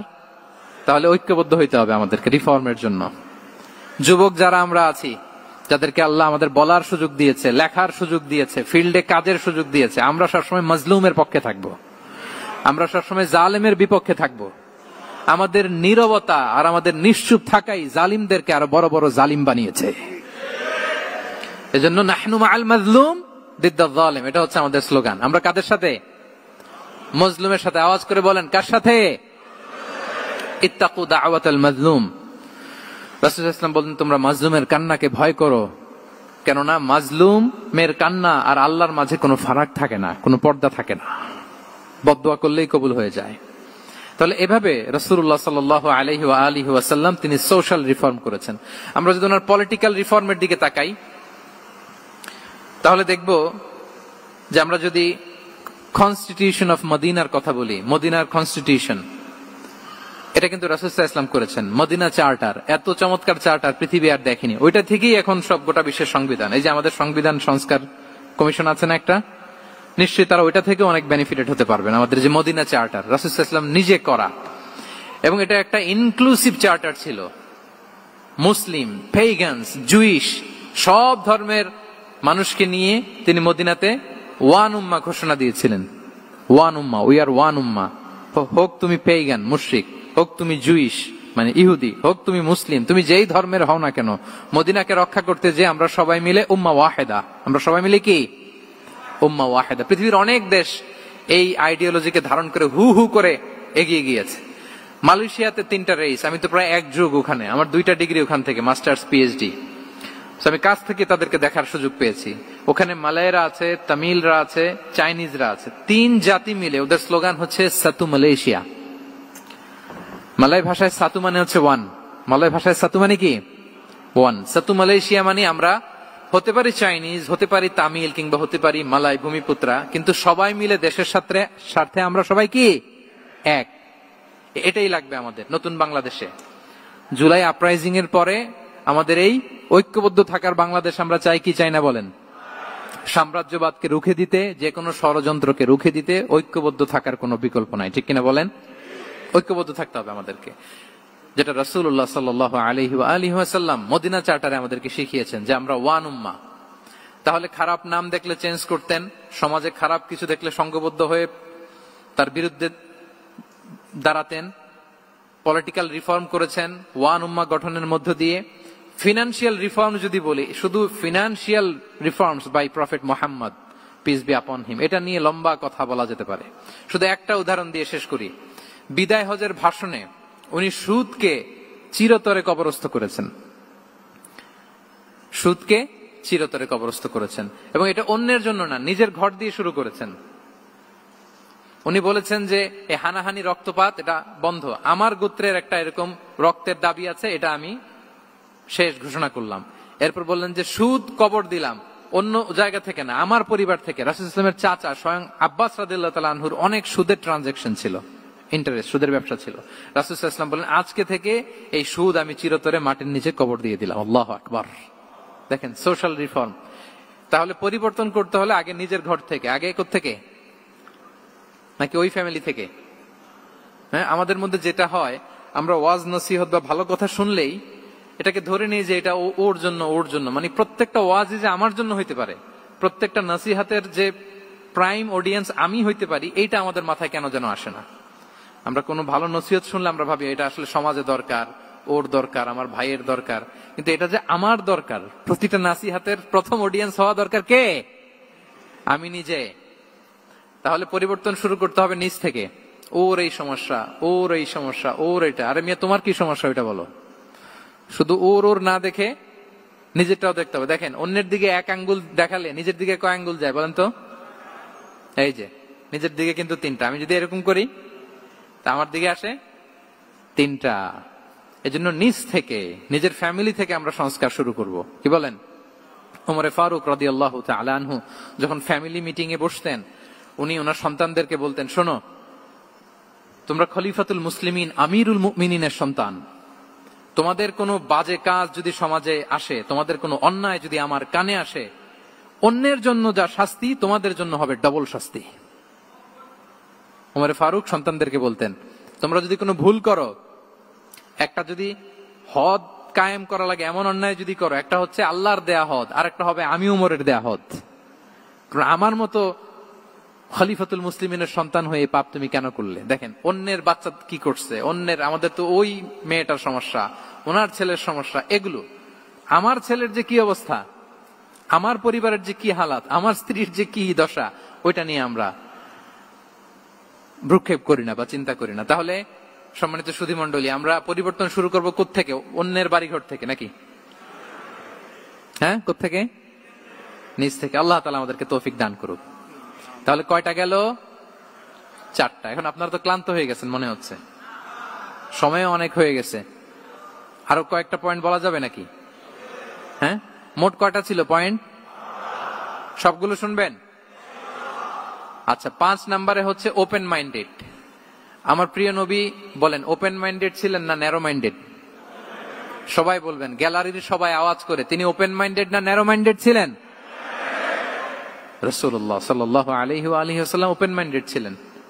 যে কেউ ওনাকে অ্যাপ্রোচ করতেন পারতেন easily, he was very approachable.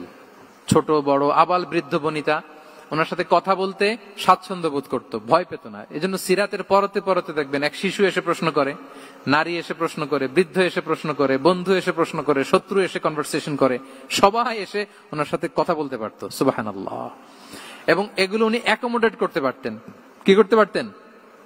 Accommodate করতেন। ছোট্ট একটা উদাহরণ দেই, আসির আল হালাবিয়া থেকে নেয়া একটা বিখ্যাত সিরাতের গ্রন্থ। বদরের যুদ্ধে রাসূল সাল্লাল্লাহু আলাইহি ওয়াসাল্লাম বদরের মাঠে সেনা ক্যাম্প স্থাপন করলেন। কি ক্যাম্প? সেনা ক্যাম্প স্থাপন করলেন। আল হুবাব ইবনুল মুনজির রাদিয়াল্লাহু তাআলা আনহু এক সাহাবী, উনি বললেন, ইয়া রাসূলুল্লাহ, এই যে সেনা শিবির যে এখানে স্থাপন করলেন, এটা কি আপনার নিজের ইচ্ছায় না আল্লাহর আদেশে? দেখেন, সেনাপতিরে কোন সাধারণ সৈনিক এই প্রশ্ন করতে পারে? করলে চাকরি থাকবে? কিন্তু রাসূল সাল্লাল্লাহু আলাইহি ওয়াসাল্লামের কাছে সাহস নিয়ে আল হুবাব ইবনুল মুনজির বলে, ইয়া রাসূলুল্লাহ, এই যে সেনা শিবির স্থাপন করলেন, এটা কি আপনার ইচ্ছায় নাকি এটা ওয়াহী? রাসূল সাল্লাল্লাহু আলাইহি ওয়াসাল্লাম বললেন, না, এটা ওয়াহী না, এটা ওয়াহী না, বাল হুয়া রায়ু ওয়াল হারবু ওয়াল মাকিদা, না, এটা যুদ্ধের কৌশল হিসেবে আমি করেছি। আল হুবাব ইবনুল মুনজির বললেন, ইয়া রাসূলুল্লাহ, তাহলে সঠিক জায়গায় সেনা ক্যাম্প স্থাপন হয় নাই। রাসূলের দিকে তাকিয়ে বলতেছেন যে আপনি যেখানে করছেন ওখানে ঠিক হয় না ইয়া রাসূলুল্লাহ, আপনি অভয় দিলে আমি বলতে পারি কোথায় ঠিক হবে। রাসূল সাল্লাল্লাহু আলাইহি ওয়াসাল্লাম বললেন, তাই? আমি যেটা করছি এটা ঠিক হয় নাই, তাহলে কোনটা ঠিক বলো? উনি বললেন, ওই যে বদরে একটা কুয়া আছে যেখানে পানির ব্যবস্থা আছে, ওইটার সামনে ব্যারিকেড দিয়ে আমাদের শিবির করতে হবে, তাহলে আমরা বদরের কুয়া থেকে পানি খাইতে পারবো, সারাদিন পানি খাবো, আর কাফিররা যুদ্ধে তো মারা যাবে, পানির অভাবে মারা যাবে। সুবহানাল্লাহ পড়বেন না? রাসূল সাল্লাল্লাহু আলাইহি ওয়াসাল্লাম বললেন, আরে তাই তো, তুমি তো ঠিকই বলেছো, এভাবে তো আমি ভেবে দেখিনি। আবার তিনি অ্যানাউন্স করে দিলেন যে সেনা শিবির এখানে যেই তাবু টাঙানো হয়েছে এখান থেকে মুভ করে আল হুবাব যেখানে ইন্ডিকেট করেছে ঠিক ওই জায়গায় যে শিবির স্থাপন করো। তাহলে আওয়াজ করে বলুন, ওপেন মাইন্ডেড না ন্যারো মাইন্ডেড? আমরা অনেক সময় আমাদের অধীনস্থদের কথা শুনতে চাই না। অনেক সময় অধীনস্থদের মাথা থেকেও দারুণ দারুণ দুর্দান্ত আইডিয়া চলে আসতে পারে। ইগনোর করবেন না সব সময়, আপনি দেখবেন যে তার কাছ থেকে ভালো আইডিয়া এসছে কিনা। তাহলে রাসূল সাল্লাল্লাহু আলাইহি ওয়াসাল্লাম এটাকে ইগনোর না করে অ্যাকোমোডেট করলেন। সুবহানাল্লাহ। খন্দক যুদ্ধের কথা যদি দেখি, পরীক্ষা খননের অ্যাডভাইস কে দিয়েছিল? মক্কার কোন লোক? মদিনার? কে দিয়েছিল? সালমান আল ফারিসি। বাড়ি কোথায়? ইরান, পারস্য। হি ওয়াজ পার্সিয়ান বেসিক্যালি। তাহলে দেখেন, সেই পারস্য থেকে এসে বললেন যে এখানে পরীক্ষা খনন করলে ভালো হয়। 5.5 কিলোমিটার পরীক্ষা খনন করে ফেললেন। 4.5 মিটার প্রশস্ত, 3.5 মিটার হচ্ছে এটার ডেপথ। পুরো মদিনার সবাই মিলে এটা করে ফেললেন। তার মানে আমি সব বুঝি, আমি সব জানি, এই মেন্টালিটি থেকে আমাদের বেড়ে আসতে হবে। এটা হচ্ছে একটা ন্যারো মাইন্ডেড পার্সোনালিটির অধিকারী, যে আমি যেটা বলছি ওইটা, এটার পরে কোনো কথা নেই, এটা ভুল। বরং আমার টিমের মধ্যে থেকে যদি কোনো ভালো অপিনিয়ন আসে সেটা আমি রিভাইজ করব। কি বলেন, পারা যাবে না? তাহলে ওপেন মাইন্ডেড পার্সোনালিটি ছিলেন রাসূলুল্লাহ সাল্লাল্লাহু আলাইহি ওয়াসাল্লাম। 6 নম্বরে চলে যাই। 6 নম্বর মাইন্ডসেট হচ্ছে এন্টারপ্রেনার মাইন্ডসেট। এন্টারপ্রেনার, এখন তো এটা আপনারা সবাই খুব বেশি শোনেন, এন্টারপ্রেনারশিপ, এন্টারপ্রেনার।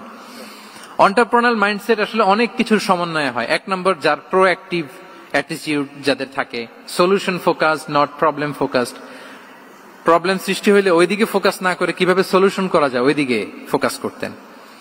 এরপর যে হিউম্যান রিসোর্সের ভালো ম্যানেজ করতে পারে, রিসোর্স কম কিন্তু to take the best out of this resource, অনেকে দেখবেন যে ছোট্ট জিনিসকে অর্গানাইজ করে এত সুন্দর প্রেজেন্টেশন করে, আবার অনেকের অনেক আছে কিন্তু সেটাকে প্রেজেন্ট করতে পারে না, এরকম আছে না নাই? রাসূল সাল্লাল্লাহু আলাইহি ওয়াসাল্লাম অল্প রিসোর্স দিয়ে অনেক বড় কিছু অ্যারেঞ্জ করতে পারতেন। সুবহানাল্লাহ। এবং he was a very good talent hunter. রাসূল সাল্লাল্লাহু আলাইহি ওয়াসাল্লাম একজন চৌকস ট্যালেন্ট হান্টার ছিলেন। He was a very good observer. সাহাবীদের কার কি ট্যালেন্ট এটা তিনি নোট করতেন। যার যে দক্ষতা তাকে তার ওই দক্ষতা দিয়ে ইসলামের সেবা করতে উৎসাহ দিতেন। যখনই কোনো প্রতিভাবান সাহাবীকে তিনি দেখেছেন, তিনি ইসলামের জন্য সেই প্রতিভাকে কাজে লাগানোর চেষ্টা করেছেন। একজনকে দিয়ে সবটা করেননি।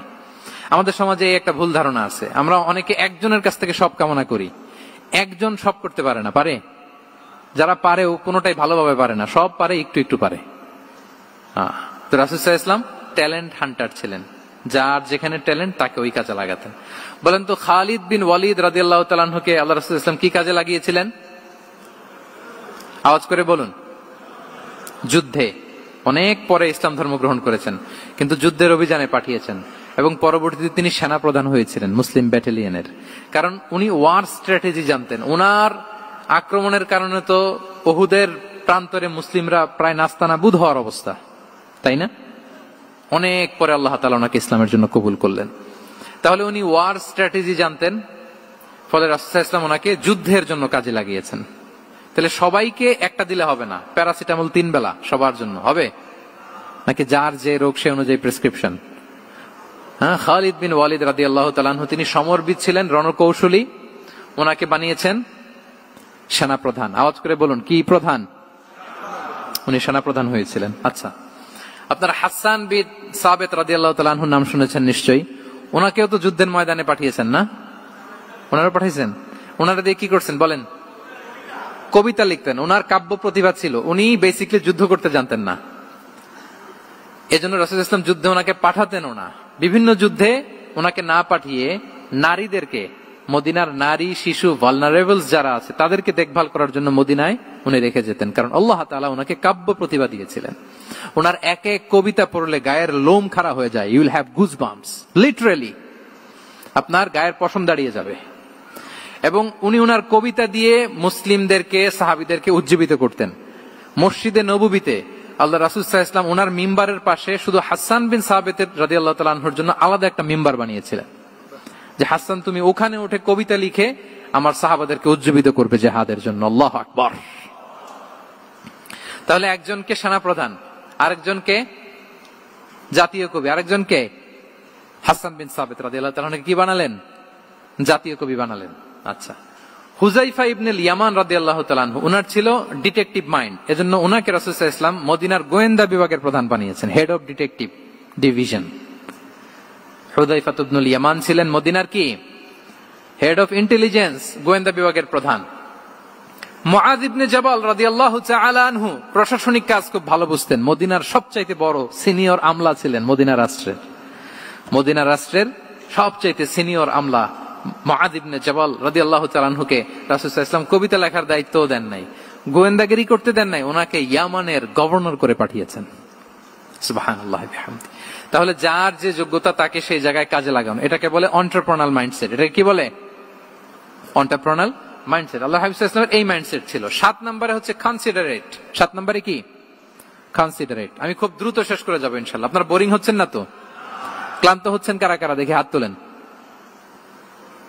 আচ্ছা, তাহলে একটা তাকবীর পড়ুন আওয়াজ করে, আল্লাহু আকবার।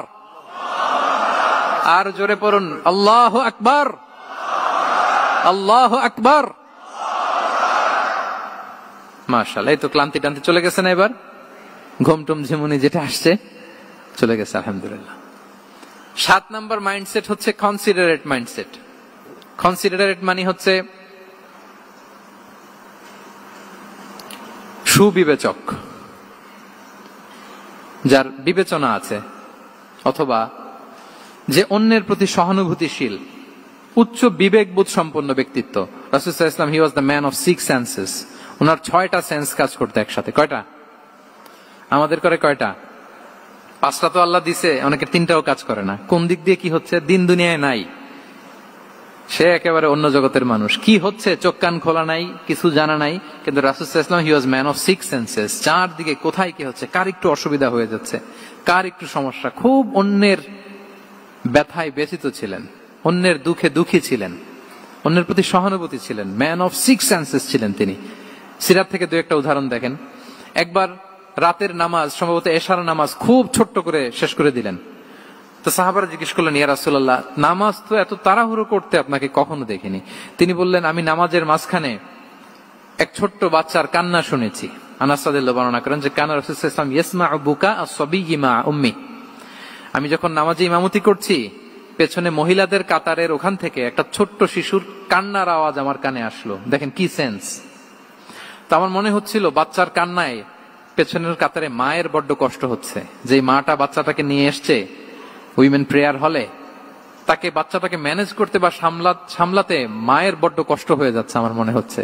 এজন্য আমি নামাজটা একটু শর্টকাটে শেষ করে দিয়েছি। Could you imagine that? কি নবী আমরা পেয়েছি, কিরকম কনসিডারেট ছিলেন, কতটা সুবিবেচক ছিলেন, অন্যের প্রতি কতটা সহানুভূতিশীল ছিলেন তিনি, অন্যের যাতে কোনো সমস্যা না হয় এটা খেয়াল করতেন। মুআয ইবনে জাবাল রাদিয়াল্লাহু তাআলা আনহুকে মদিনার পাশেই এক মসজিদের ইমাম করে পাঠালেন। উনি ইমামতির দায়িত্ব পেয়ে একবার মাগরিবের নামাজে সূরা বাকারা তেলাওয়াত শুরু করলেন। কোরআনের সবচাইতে ছোট সূরা, তাই না? সূরাতুল বাকারা, হ্যাঁ, সবচেয়ে ছোট সূরা। তো ওনার হয়তো তেলাওয়াত করতে করতে একটা ইমোশন চলে আসছে, উনি তো সুরের ঝংকার দিয়ে তেলাওয়াত করতেছেন। এখন পেছনে যারা মুসল্লি ছিল এরা ছিল সব কৃষিজীবী সাহাবী। এরা কি ছিল? সারা দিন ওট দিয়ে, খেজুর গাছে পানি দিয়ে যান যায় যায়, কোন রকম ফরজ পেরে যায় ঘুমাইতে হবে। এই সাহাবীরা যখন পিছনে দাঁড়াইছে আর উনি ধরছে কোন সূরা? আওয়াজ করে বলুন না একটু, সূরাতুল বাকারা। এখন ওনারা তো আর থাকতে পারে না, ওনার সাথে থাকতে না পারে এক সাহাবী নামাজ রেখে দিয়ে ডাইরেক্ট রাসূল সাল্লাল্লাহু আলাইহি ওয়াসাল্লামের কাছে, কারণ বড় হুজুর তো আছে মদিনায়।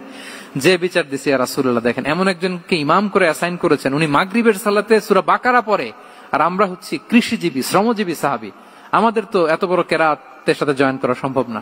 রাসূল সাল্লাল্লাহু আলাইহি ওয়াসাল্লাম রেগে গেলেন, চেহারাটা আগুনের গোলার মতো লাল হয়ে গেল। মুআয ইবনে জাবাল রাদিয়াল্লাহু তাআলা আনহুকে ডেকে পাঠালেন, ডেকে বললেন, আফাত্তানুন আনতা ইয়া মুআয, আফাত্তান, তুমি কি ফিতনা সৃষ্টি করতেছো? ওখানে পাঠাইছি কমিউনিটির ইউনিটি ধরে রাখার জন্য, তুমি ওখানে যে ফিতনা সৃষ্টি করতেছো। তুমি কি সাব্বিহ ইসমা রাব্বিকাল আ'লা এই সূরা তোমার মুখস্থ নাই? ওয়াদ-দুহা ওয়াল-লাইলি ইযা সাজা এটা পারো না? ওয়াশ-শামসি ওয়া দুহাহা এটা মুখস্থ নাই? তো তুমি কেন এই সূরাগুলো দিয়ে নামাজ পড়াও না? কেন পড়াও না? এরপর তিনি বললেন, যখন ইমামতির সুযোগ পাবে, সুযোগ পেয়ে লম্বা কেরাত ধরো না, ছোট্ট কেরাত দিয়ে নামাজ শেষ করো। কেননা তোমার পেছনে বয়স্করা আছে, মুরব্বীরা আছে, অসুস্থরা আছে। জাল হাজা, তার একটা জরুরি কাজ পড়ছিল, যাচ্ছিল, হঠাৎ মাগরিবের আজান, ভাবলো রাস্তার পাশে যেহেতু আজান দিছে নামাজটা পড়ে নেই। নামাজে ঢুইকে দেখছে আপনি সূরা বাকারা ধরছেন, তো বেচারা কি কাজ করবে না কি করবে? আর তার তো নিয়ত ছিল ফরজ নামাজটা পড়ি যে বাস ধরবো, এখন আপনি ধরছেন কোন সূরা? বাকারা। দেখেন রাসূল সাল্লাল্লাহু আলাইহি ওয়াসাল্লাম বললেন, যখন ইমামতির চান্স পাবে ছোট সূরা পড়বে, আর যখন তুমি একা পড়বে ফালিউতাউবিল মাশা, যত লম্বা করতে মনে চায় করো, রুকু করো লম্বা, সিজদা করো লম্বা, কেরাত করো লম্বা।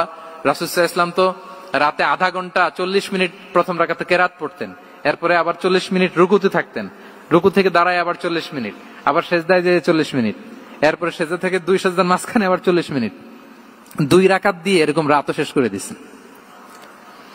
তো আপনার লম্বা যদি পড়তে মনে চায়, আপনি তো আপনার ব্যক্তিগত নফল সালাতে এভাবে লম্বা করবেন। কিন্তু আমাদের হয়ে গেছে উল্টা, একাকী নামাজ, কোন রকম রুকু সিজদা, এরকম হয়ে গেছে না অনেকটা। কিন্তু ইমামতির সুযোগ পেলে মাশাআল্লাহ, আল্লাহু আকবার, এইবার শুরু হয়েছে শাইখ সুদাইসির কণ্ঠে, এই লম্বা করে। এখন পেছনে মুসল্লিদের কি দশা, ওইটা আর আমরা খেয়াল করি না। আমাদেরকে অন্যের প্রতি সহানুভূতিশীল হতে শিখিয়েছে ইসলাম, কনসিডারেট হতে শিখিয়েছে, সুবিবেচক হতে শিখিয়েছে, যেটা রাসূল সাল্লাল্লাহু আলাইহি ওয়াসাল্লাম করেছেন। এবং রাসূল সাল্লাল্লাহু আলাইহি ওয়াসাল্লাম কোন কাজে কাউকে পাঠালে ওনার বিখ্যাত সে বাণীটা বলে দিতেন যে ইয়াসসিরু ওয়ালা তুআসসিরু বাশশিরু ওয়ালা তুনাফিরু, সহজ করে উপস্থাপন করো, কঠিন করো না। সুসংবাদ দিও, মানুষকে দিন থেকে ভাগিও না। আমরা মানুষকে ভয় দেখাই, আমরা এত কঠিন করে ইসলামকে উপস্থাপন করি, মানুষ বলে আগে যেটা করতাম ওইটাই ভালো। তো আমরা যেন দিনকে কঠিন না করি, আমাদের কোন অ্যাটিটিউডের কারণে যেন মানুষ ইসলাম থেকে ভেগে না যায়। আরেকটা উদাহরণ দেখুন, একবার মাগরিবের কিংবা এশার নামাজে রাসূল সাল্লাল্লাহু আলাইহি ওয়াসাল্লাম লম্বা সেজদা দিলেন।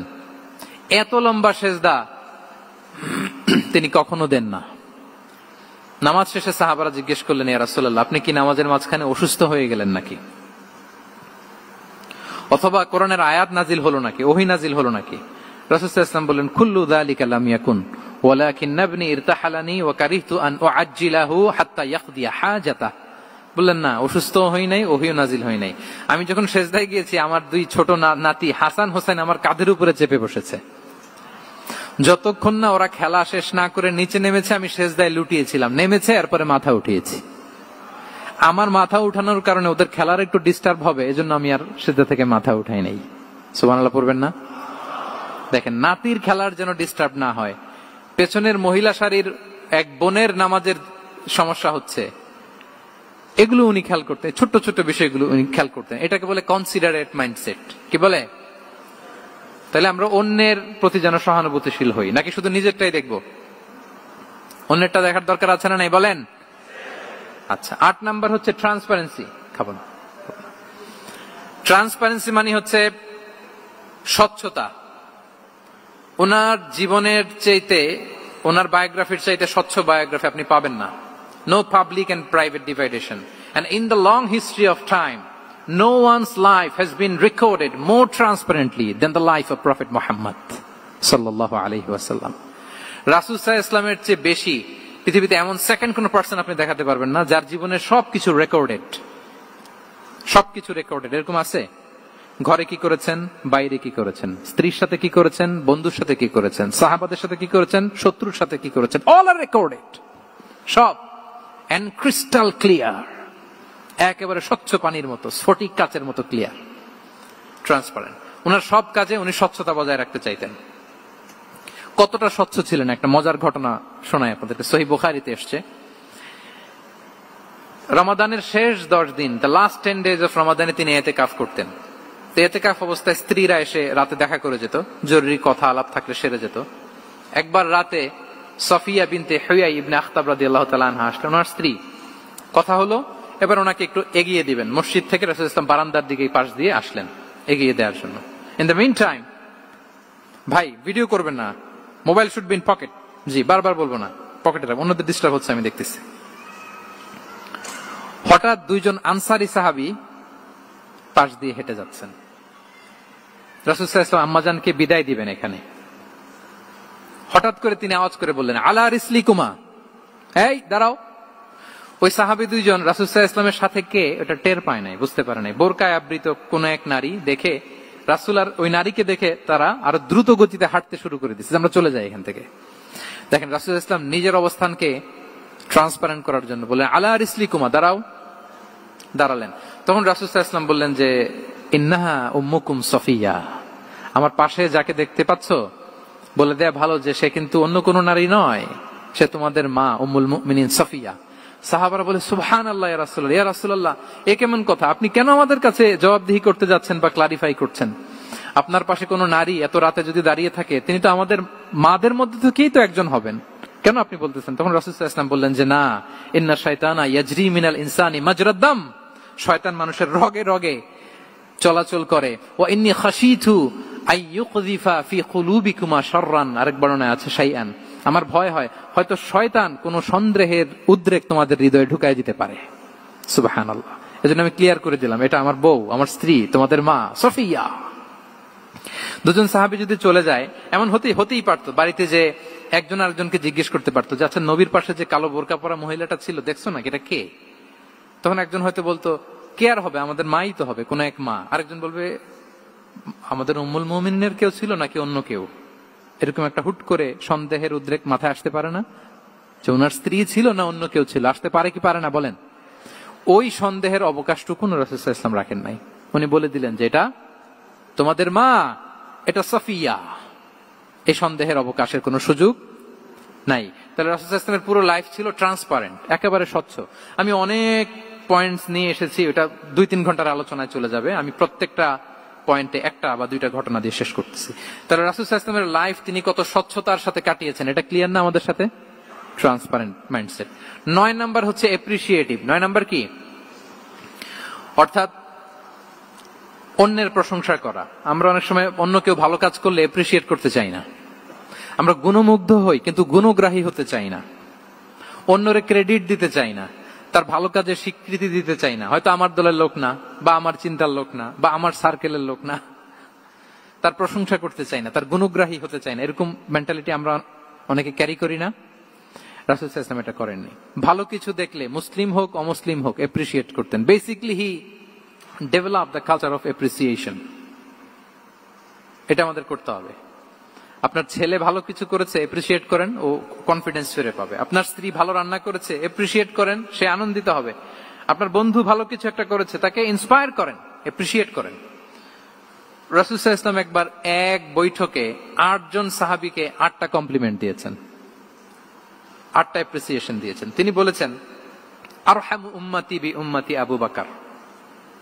দেখেন, 8 জন সাহাবীর 8টা গুণের বর্ণনা দিচ্ছেন। তিনি বললেন, আমার উম্মতের মধ্যে সবচাইতে রহম দিলের সাহাবী হচ্ছে কে? সবাই বলুন তো কে? আবু বকর রাদিয়াল্লাহু তাআলা। এত রহম দিলের ছিলেন, উনি যখন আল্লাহ রাসূল সাল্লাল্লাহু আলাইহি ওয়াসাল্লামের ইন্তেকালের পরে মসজিদে নববীতে যখন নামাজে দাঁড়াতেন, কান্নার চোটে উনি কেরাতই পড়তে পারতেন না। কমপ্লেন করতো সাহাবারা যে আমরা তো কেরাত বুঝি না, একটু স্পষ্ট করে পড়েন, কান্না একটু থামান। কেন কাঁদতেন? কারণ উনি যখন নামাজে দাঁড়াতেন ওনার ফিলিংসটা হতো এরকম যে কাইফা আকুমু মাকামা রাসূলিল্লাহ, আমি রাসূলের জায়গায় কিভাবে দাঁড়াই? এখানে তো আমার রাসূল দাঁড়িয়ে ইমামতি করেছেন, আমি নবীর জায়গায় দাঁড়িয়ে কিভাবে নামাজটা পড়াই?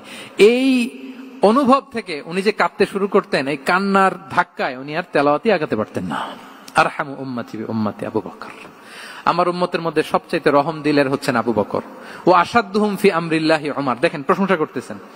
আর আমার উম্মতের মধ্যে আল্লাহর দিন বাস্তবায়নে সবচাইতে কঠোর হচ্ছে ওমর। মুনাফিকরা ওনাকে জমের মতো ভয় পেত, ইভেন শয়তান ভয় পেত। রাসূল সাল্লাল্লাহু আলাইহি ওয়াসাল্লাম বলেন, ওমর তুমি যদি এই রাস্তা দিয়ে হাঁটো, শয়তান যদি দেখতে পায়, শয়তান এই রাস্তা রেখে দিয়ে অন্য কোনো রাস্তা থাকলে ওইটা দিয়ে হাঁটে। সুবহানাল্লাহি বিহামদিহি। আমাদের অনেক সময় এমন হয় না যে আমাদের বাচ্চারা, ছেলে মেয়েরা খেতে চায় না, আমাদের নাতি নাতনিরা খেতে চায় না, মায়েরা খাবার নিয়ে পেছনে পেছনে ঘুরে, আর তখন ভয় দেখায়, এই রাত্রিবেলা তাড়াতাড়ি খাও, ওই যে বাঘ আসবে বাঘ, বিড়াল আসবে বিড়াল, তাড়াতাড়ি না খেলে কিন্তু ভূত আসবে ভূত। এরকম বলেন আপনারা? বলেন না? এই দায়িত্ব তো আপনাদের কাঁধে থাকে না? তো ওই যে আমাদের বোনরা বলতে পারবে, বোনরা খাবার নিয়ে ঠিকই রাত্রিবেলায় বাচ্চাদের পেছনে পেছনে এরকম দৌড়াতে হয়। তো কি বলতে হয় যে এই ভূত আসলো ভূত, ওই যে বিড়াল আসলো বিড়াল, কুকুর আসলো, এইগুলো বললে বাচ্চারা আবার ভয় পায়, তাড়াতাড়ি করে খায়। তো মদিনাতেও মদিনার বাচ্চারা খেতে চাইতো না। তো খেতে না চাইলে মায়েরা ভূত আসতেছে, ভাল্লুক আসতেছে এগুলো না বলে বলতো, হা হুয়া ইয়াতি উমর, ইয়াতি উমর, তাড়াতাড়ি খাও তাড়াতাড়ি খাও, ওই যে ওমর আসতেছে ওমর। সুবহানাল্লাহি বিহামদিহি। ওয়া আশাদ্দুহুম ফি আমরিল্লাহি উমর। আল্লাহর দ্বীন বাস্তবায়নে সবচেয়ে কঠোর ছিলেন ওমর রাদিয়াল্লাহু তাআলা আনহু। ওয়া আসদাকুহুম হায়াআন উসমান। সবচেয়ে লাজুক সাহাবী ছিলেন উসমান রাদিয়াল্লাহু তাআলা আনহু। শুধু অর্থ বলে যাই। ওয়া আকরাউহুম লিকিতাবিল্লাহি উবাই ইবনে কাব। সবচেয়ে কোরআনের ভালো কিরাত পড়তে পারতেন উবাই ইবনে কাব। আফরাদুহুম যায়েদ ইবনে সাবিত। উত্তরাধিকার বন্টনের নীতিমালা, ফারায়েজের জ্ঞান ছিল যায়েদ ইবনে সাবিত রাদিয়াল্লাহু তাআলা আনহু। ওয়া আ'লামুহুম বিল হালালি ওয়াল হারামি মুআদ ইবনে জাবাল। এই উম্মতের হালাল হারামের স্পেশালিস্ট সাহাবী হচ্ছেন মুআদ ইবনে জাবাল। আলা ওয়া ইন্না লিকুল্লি উম্মাতিন আমিনান ওয়া আমিনা হাযিহিল উম্মাহ আবু উবাইদা ইবনুল জাররাহ। সব উম্মতের একজন বিশ্বস্ত লোক থাকে, এই উম্মতের সবচাইতে বিশ্বস্ত লোক হচ্ছে আবু উবাইদা ইবনুল জাররাহ। দেখেন, 8 জন সাহাবীর 8টা গুণের কথা বললেন। আচ্ছা, রাসূল সাল্লাল্লাহু আলাইহি ওয়াসাল্লাম যখন সাহাবীদের প্রশংসা করেছেন, ওই সাহাবীদের কেমন লেগেছে বলেন তো? ফিলিংসটা ভালো লেগেছে না? হৃদয়ে জুড়িয়েছে, ইন্সপায়ার্ড হয়েছেন, মোটিভেটেড হয়েছেন, আরো ভালোর প্রতিযোগিতা কি করে করা যায় আরো অগ্রগামী হয়েছেন, ঠিক কিনা বলেন? তাহলে ভালো দেখলে প্রশংসা করবেন তো, নাকি এপ্রিশিয়েট করবেন? সাহাবীদের মধ্যে সবচাইতে সুরেলা গলার কণ্ঠের অধিকারী ছিলেন আবু মুসা আল-আশআরী রাদিয়াল্লাহু তাআলা আনহু। তো রাসূল সাল্লাল্লাহু আলাইহি ওয়াসাল্লাম একবার রাত্রিবেলা তার বাসার পাশ দিয়ে যাচ্ছিলেন, দীর্ঘ সময় ওনার কণ্ঠের তেলাওয়াত শুনলেন। পরের দিন সকালে বললেন যে, আবু মুসা, তুমি তো চমৎকার গলায় তেলাওয়াত করো। আবু মুসা বলে, ইয়া রাসূলুল্লাহ, আমি তো কোনোদিন আপনার সামনে দাঁড়িয়ে তেলাওয়াত করি না, আপনি কি করে জানলেন?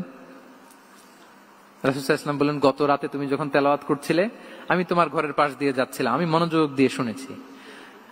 আবু মুসা বলে, ইয়া রাসূলুল্লাহ, আপনি আমার তেলাওয়াত শুনতেছেন, ওইটা জানলে তো আমি ফজর পর্যন্ত তেলাওয়াত চালিয়ে যেতাম, হাত্তাল ফাজর, আমি তেলাওয়াত চালিয়ে যেতাম ইয়া রাসূলুল্লাহ। আল্লাহ রাসূল সাল্লাল্লাহু আলাইহি ওয়াসাল্লাম তখন বললেন, লাকাদ উতিতা মিজমারান মিন মাজামিরি আলি দাউদ।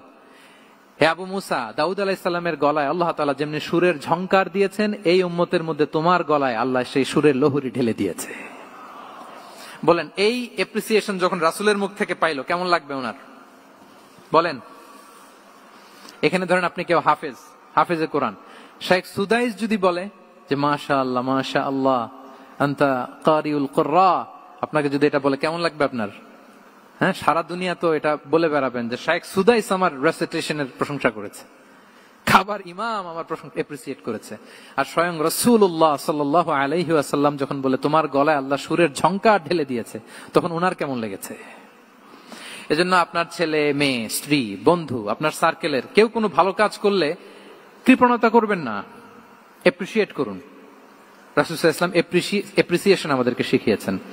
ইভেন মুখাইরেক নামে এক ইহুদি ছিল, মদিনার সব ইহুদিরা বিট্রে করেছে, কিন্তু এই মুখাইরেক নামে এক ইহুদি উহুদের যুদ্ধে মুসলিমদের পক্ষে লড়াই করে নিহত হয়েছে। সে তার কথা রেখেছে। মুসলিম সাহাবীদের শহীদদের লাশের সাথে যখন এই ইহুদি তার লাশও আনা হলো, রাসূল সাল্লাল্লাহু আলাইহি ওয়াসাল্লাম তার দিকে তাকায় বললেন, মুখাইরিক খায়রু ইয়াহুদ, Mukhayriq is the best among Jewish. তিনি বললেন, মুখাইরিক, এই পৃথিবীতে যত ইহুদি আছে এখানকার ইহুদিদের মধ্যে মুখাইরিক হচ্ছে সবচেয়ে শ্রেষ্ঠ ইহুদি। দেখেন, মুখাইরিক কোন ধর্মের ছিলেন? মুসলিম নাকি? কোন ধর্মের? ইহুদি হওয়ার পরেও তাকে এপ্রিসিয়েশন করতে রাসূল সাল্লাল্লাহু আলাইহি ওয়াসাল্লাম ভুলেন নাই। তাহলে আমরা যেন এপ্রিসিয়েটিভ মাইন্ডসেটের অধিকারী হই। কটা গেল? 10 নম্বরে হচ্ছে ফ্লেক্সিবল। 10 নম্বরে কি? ফ্লেক্সিবল, মানে কোন বিষয়ে খুব অনড় হয়ে থাকা, এটা রাসূল সাল্লাল্লাহু আলাইহি ওয়াসাল্লাম ছিলেন না, ফ্লেক্সিবল ছিলেন। আমরা অনেক সময় বলি না যে ভাই আপনি কি 9টায় আসতে পারবেন না 10টায়? বলে I am flexible with this, মানে যেটা বলবেন আমার সমস্যা। এরকম ইজি গোয়িং ছিলেন উনি, গো ধরে থাকতেন না, যে কোনো পরিস্থিতিকে সামলে নিতেন। ফ্লেক্সিবল হচ্ছে যে কোনো পরিবেশ পরিস্থিতির সাথে নিজেকে মানিয়ে নেওয়া, খাপ খাওয়া, নিজেকে সামলে নেওয়া, সলিউশন বের করে ফেলা, এটা রাসূল সাল্লাল্লাহু আলাইহি ওয়াসাল্লামের ছিল। এটাকে বলে ফ্লেক্সিবল মাইন্ডসেট। নাজরানের 60 জন খ্রিস্টান পাদ্রী এসেছিল মদিনায় দেখা করতে। কোন ধর্মের? খ্রিস্টান। সবাই আওয়াজ করে বলুন, কোন ধর্মের? খ্রিস্টান। এখন এত মানুষকে সম্মানিত মেহমানকুনি কোথায় বসতে দিবেন? পরামর্শ করলেন কোথায় বসতে দেওয়া যায়। এক সাহাবী বলে, আমার কাছে কিছু খেজুর পাতা আছে, ওটা বিছায়া একটা জায়গা করে ওখানে বসি। রাসূল সাল্লাল্লাহু আলাইহি ওয়াসাল্লাম বললেন, না, দামি মেহমান, এটা হয়। আরেকজন বলে, বিকেল বেলায় তো সূর্য পড়ে যাবে, পাহাড়ের ছায়ায় উহুদ পাহাড়ের ওই পাশে যেয়ে বসি। রাসূল সাল্লাল্লাহু আলাইহি ওয়াসাল্লাম বললেন, না, এটাও তো হয় না। বলতে বলতে ওই 60 জন পাদ্রী চলেই আসছেন এই মানে বিদেশি মেহমান, ফরেন ডেলিগেশন। কি করবেন? রাসূল সাল্লাল্লাহু আলাইহি ওয়াসাল্লাম 60 জনকে মসজিদে নববীর ভেতরে নিয়ে বসালেন। সুবহানাল্লাহ পড়তে পারলেন না? মসজিদে নববীর ভেতরে বসালেন। এবং সিরাতে ইবনে ইসহাকে এসেছে যে তখন ওদের আবার ইবাদতের সময় হয়েছে, রাসূল সাল্লাল্লাহু আলাইহি ওয়াসাল্লাম তাদেরকে ইবাদতের সুযোগ দিয়েছেন।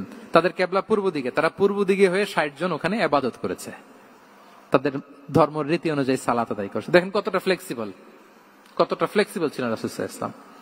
ফজরের সালাতের পরে ঘরে ঢুকেই আম্মা জান আয়েশাকে জিজ্ঞেস করতেন, কোন খাবার আছে? আম্মা জান আয়েশা যদি বলতেন আছে, তিনি সেটা খেতেন। কোনদিন যদি বলতেন না ইয়া রাসূলুল্লাহ, ঘরে তো খাবার নাই, তখন রাসূল সাল্লাল্লাহু আলাইহি ওয়াসাল্লাম বলতেন, ফাইন্নী সাইম, অসুবিধা নাই, খাবার যেহেতু নাই আমি রোজা রেখে দিলাম। কত ইজি গোয়িং। আচ্ছা, আমরা হলে কি করতাম বলেন তো? ফজরের পরে ঘরে গেছেন আপনি, বড় সাহেব না, এবার যাওয়ার পরে জিজ্ঞেস করছেন, কি আছে খাবার দাও। যদি বলে ঘরে কিছু নাই, কি বলবেন দেখি? কয়েকটা উত্তর আসুক। ফজরে মসজিদে অনেক কিছু করে টোরে ক্ষুধা পেটে ঘরে গেলেন, যে বললেন যে টেবিলে বসে বললেন যে খাবার দাও, এখন বলে যে কিছু নাই ঘরে, কি উত্তর আসবে? এখান থেকে একটা উত্তর আসুক, বলেন কি বলবেন? হ্যাঁ, খবর আছে? এই তো, এদিকে বলেন, আপনি কি বলবেন? আপনারা আলহামদুলিল্লাহ বলে না, কিন্তু বাসায় বলে না।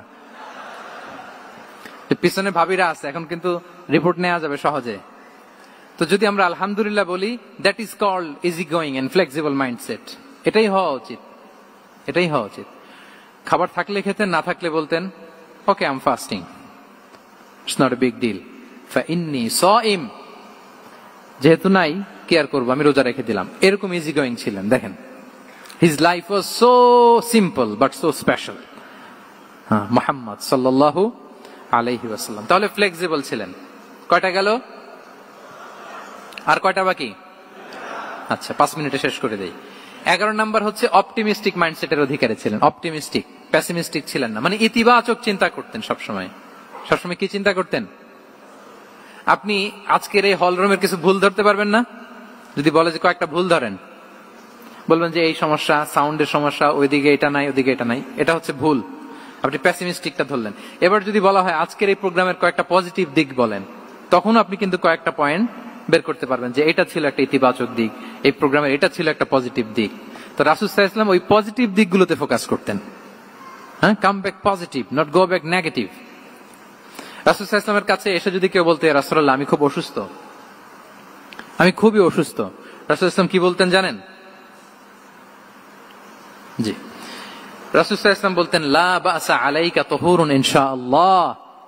ইয়া রাসূলুল্লাহ আমি অসুস্থ। রাসূল সাল্লাল্লাহু আলাইহি ওয়াসাল্লাম বলতেন আরে don't worry, it will cleanse up you from your sins if Allah wish, ইনশাআল্লাহ এতে তোমার যে গুনাহ টুনা আছে, পাপ আছে, এই পাপগুলোকে আল্লাহ তাআলা এই অসুস্থতা দিয়ে মোচন করে দিচ্ছেন। পড়েন সুবহানাল্লাহ।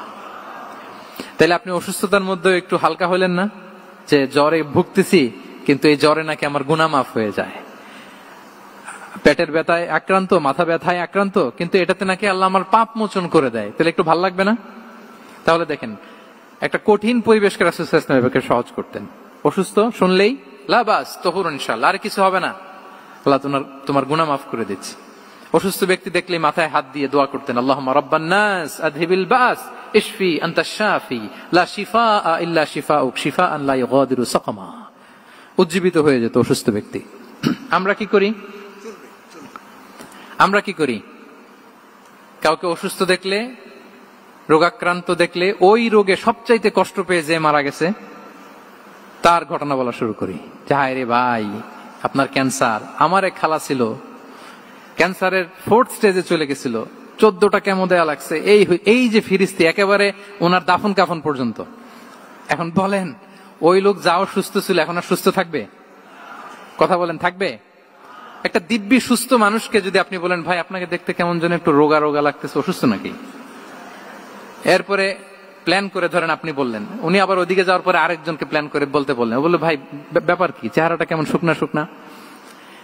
এরকম 5 জন বলার পরে ওই বিকেলে কাঁথা গায়ে দিয়ে শুয়ে ফেলবে বিছানায়। তো আপনি অসুস্থ এমনি বানাই ফেলছেন। কিন্তু রাসূলুল্লাহ সাল্লাল্লাহু আলাইহি ওয়া আলিহি ওয়াসাল্লাম উনি বলতেন লা বাস আলাইক তুহুরুন ইনশাআল্লাহ, আরে সুস্থ হয়ে যাবা। এজন্য দেখতে গেলে আপনি উৎসাহিত করবেন, বলবেন আরে ভাই আপনারা তো খুব সুস্থ লাগতেছে। কে বলছে আপনি অসুস্থ? অসুস্থতার কোনো ছোঁয়াই তো আপনার মধ্যে নাই। হ্যাঁ, you are looking very fine, চমৎকার লাগতেছে আপনার, কে বলছে তো ভালো হয়ে যাচ্ছেন। এটা বললে উনি আশা পায়। আর আপনি যদি ওই রোগে সবচেয়ে কষ্ট পেয়ে যে মারা গেল, এই ঘটনা যদি ওনারে শোনান, উনি বাঁচবে বলেন? তাহলে আমরা মানুষকে উৎসাহিত করব, অপটিমিস্টিক হব, প্যাসিমিস্টিক হব না। এবার বলুন, হুনাইনের যুদ্ধে, কুইজ, হুনাইনের যুদ্ধ কত হিজরিতে হয়েছিল? কত? 7ম, 8ম? হ্যাঁ, মাত্র 2-4 জন বলতেছে। আমাদের ওই যে হাসানা ফাউন্ডেশনের একটা সিরা অলিম্পিয়াড চলতেছে, এটাতে অংশগ্রহণ করতে হবে আপনাদের। আমরা প্রতিদিন একটা করে কুইজ জানান দিচ্ছি মানুষদেরকে, একেবারে সব মুখস্থ হয়ে যাবে ইনশাআল্লাহ। তাহলে 8ম হিজরিতে হাওয়াজিন বনু সাকিব গোত্রের বিশাল ব্যাটালিয়ন নিয়ে ওরা আসছে, এবং ওরা আসছে যে আমরা শুধু একা যাব না, আমাদের স্ত্রী বাচ্চা কাচ্চা, আমাদের যার ঘরে যত সম্পদ আছে সব নিয়ে মরুভূমিতে যাব। এটা নিয়ে যাব কেন? সবার মধ্যে যেন ইন্সপিরেশন আসে যে যদি আমরা হারি, আমরা সব শেষ, আমাদের সম্পদও নিয়ে যাবে। আর এগুলো রক্ষার জন্য হলেও মোহাম্মদের বিরুদ্ধে আমাদেরকে জয়লাভ করতে হবে। কি টেকনিক দেখেন। সব যখন নিয়ে দাঁড়াইছে বিশাল বাহিনী, এক সাহাবী এসে বলল, ইয়া রাসূলুল্লাহ কালকে তো আমাদের খবর আছে, এই বাহিনীকে আমরা কি করে পরাস্ত করব? ইয়া রাসূলুল্লাহ এসে দেখুন, পাহাড় থেকে দেখুন কত বিশাল বাহিনী। রাসূল সাল্লাল্লাহু আলাইহি ওয়াসাল্লাম দেখা মাত্রই বললেন, তিলকা গনিমাতুল মুসলিমিনা গাদান ইনশাআল্লাহ। আরবি যারা বুঝেন যে it will be the war booty for the Muslim community tomorrow ইনশাআল্লাহ। আরে এগুলো তো আমরা সব গনিমত আকারে ব্যাগে কইরা মদিনায় নিয়ে যাব। এই যুদ্ধে জয়লাভ করে যা আছে এগুলো উটে করে ওয়ার বুটি হিসেবে মদিনায় নিয়ে যাব। বলার সাথে সাথে সাহাবীদের সব ভয় দূর হয়ে গেল, আবার প্রাণ ফিরে পেলেন, সজীব হয়ে উঠলেন, উজ্জীবিত হলেন।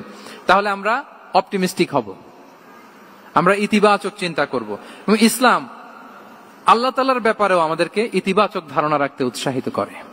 হাদিসে কুদসিতে আল্লাহ বলেন, আনা ইনদা যান্নি আবিদি বি, আমার বান্দার নিকট আমি তেমন, আমার বান্দা আমার ব্যাপারে ঠিক যেমন ধারণা করে। আপনি যদি ধারণা করেন আল্লাহ দয়ালু, ঠিকই আল্লাহ তাআলাকে দয়ালু পাবেন। এখন বলেন আল্লাহর ব্যাপারে কার ধারণা কেমন?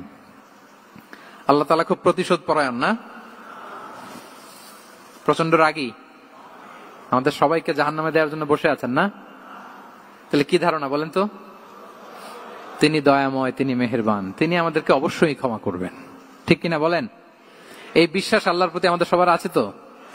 এই বিশ্বাস যদি থাকে, ঠিকই আল্লাহ তাআলাকে রহমান রাহিম হিসেবেই আপনি পাবেন।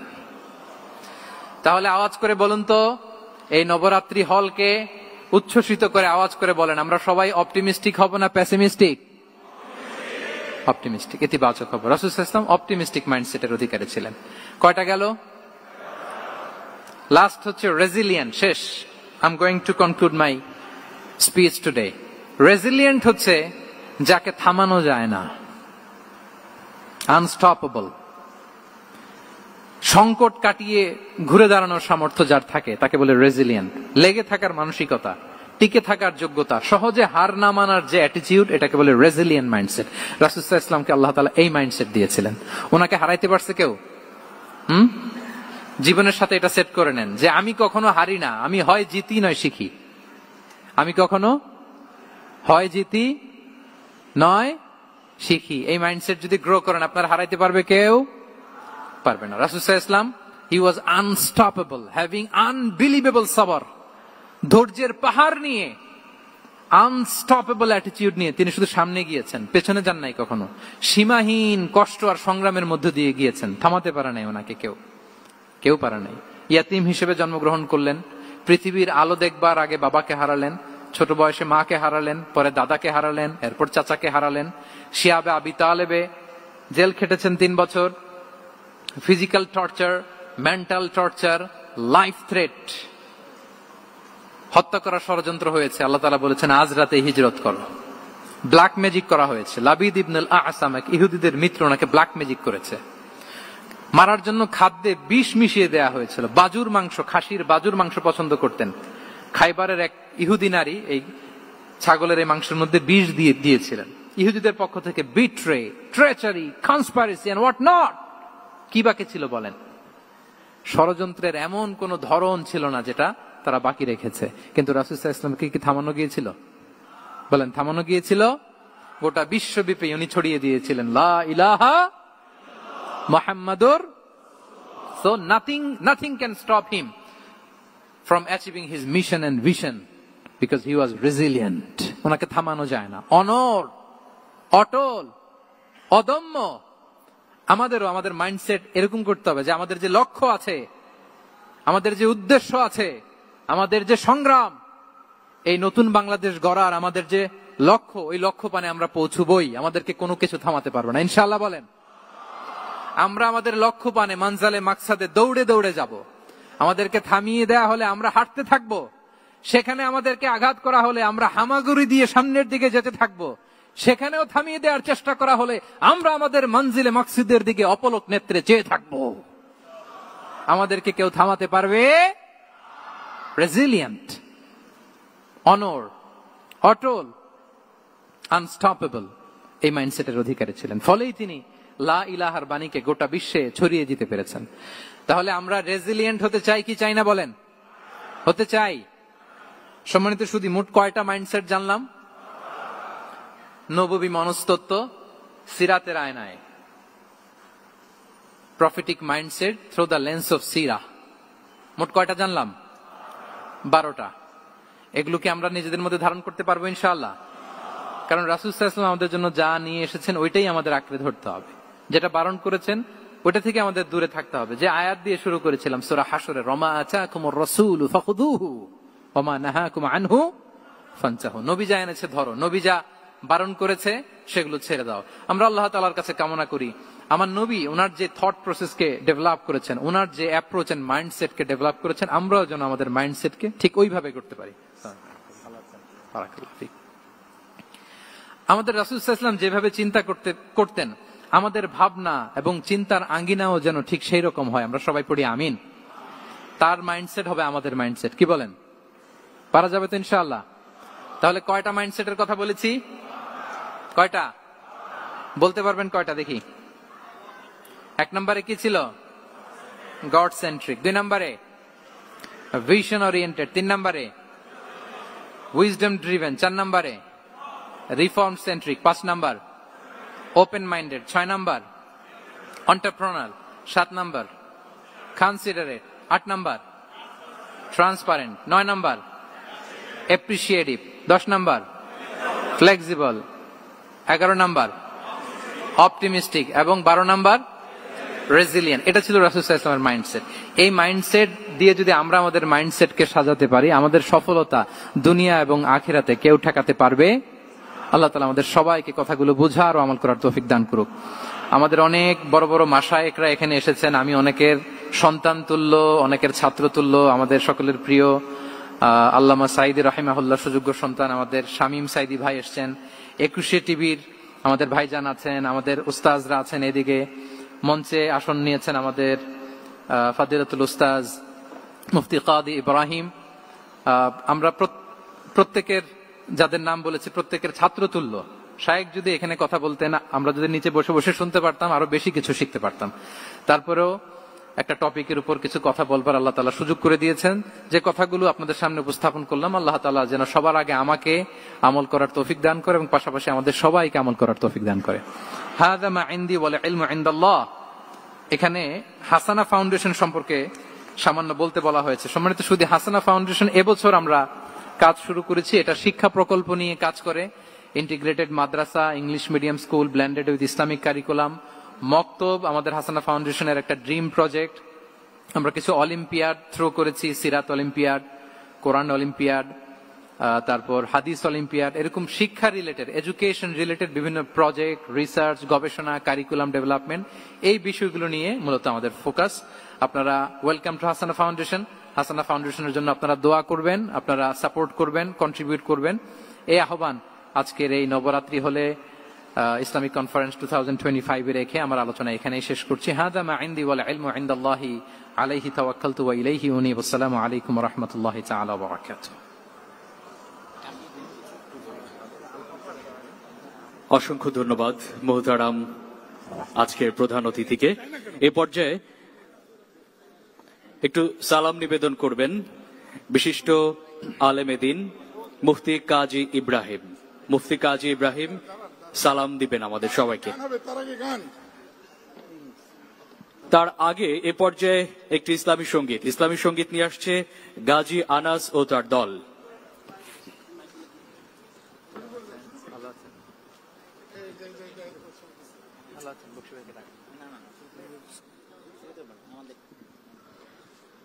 পিছনে দাঁড়ান, যাচ্ছে।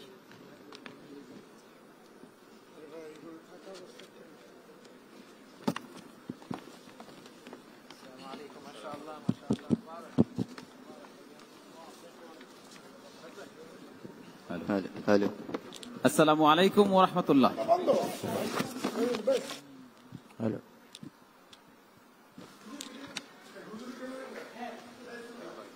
প্রিয় রাসূলের শানে আমরা হ্যাভেন টিউন একটি কাওয়ালি পরিবেশন করছি। আশা করছি প্রত্যেকে আমাদের সাথে গাইবেন। Hello hello hello hello.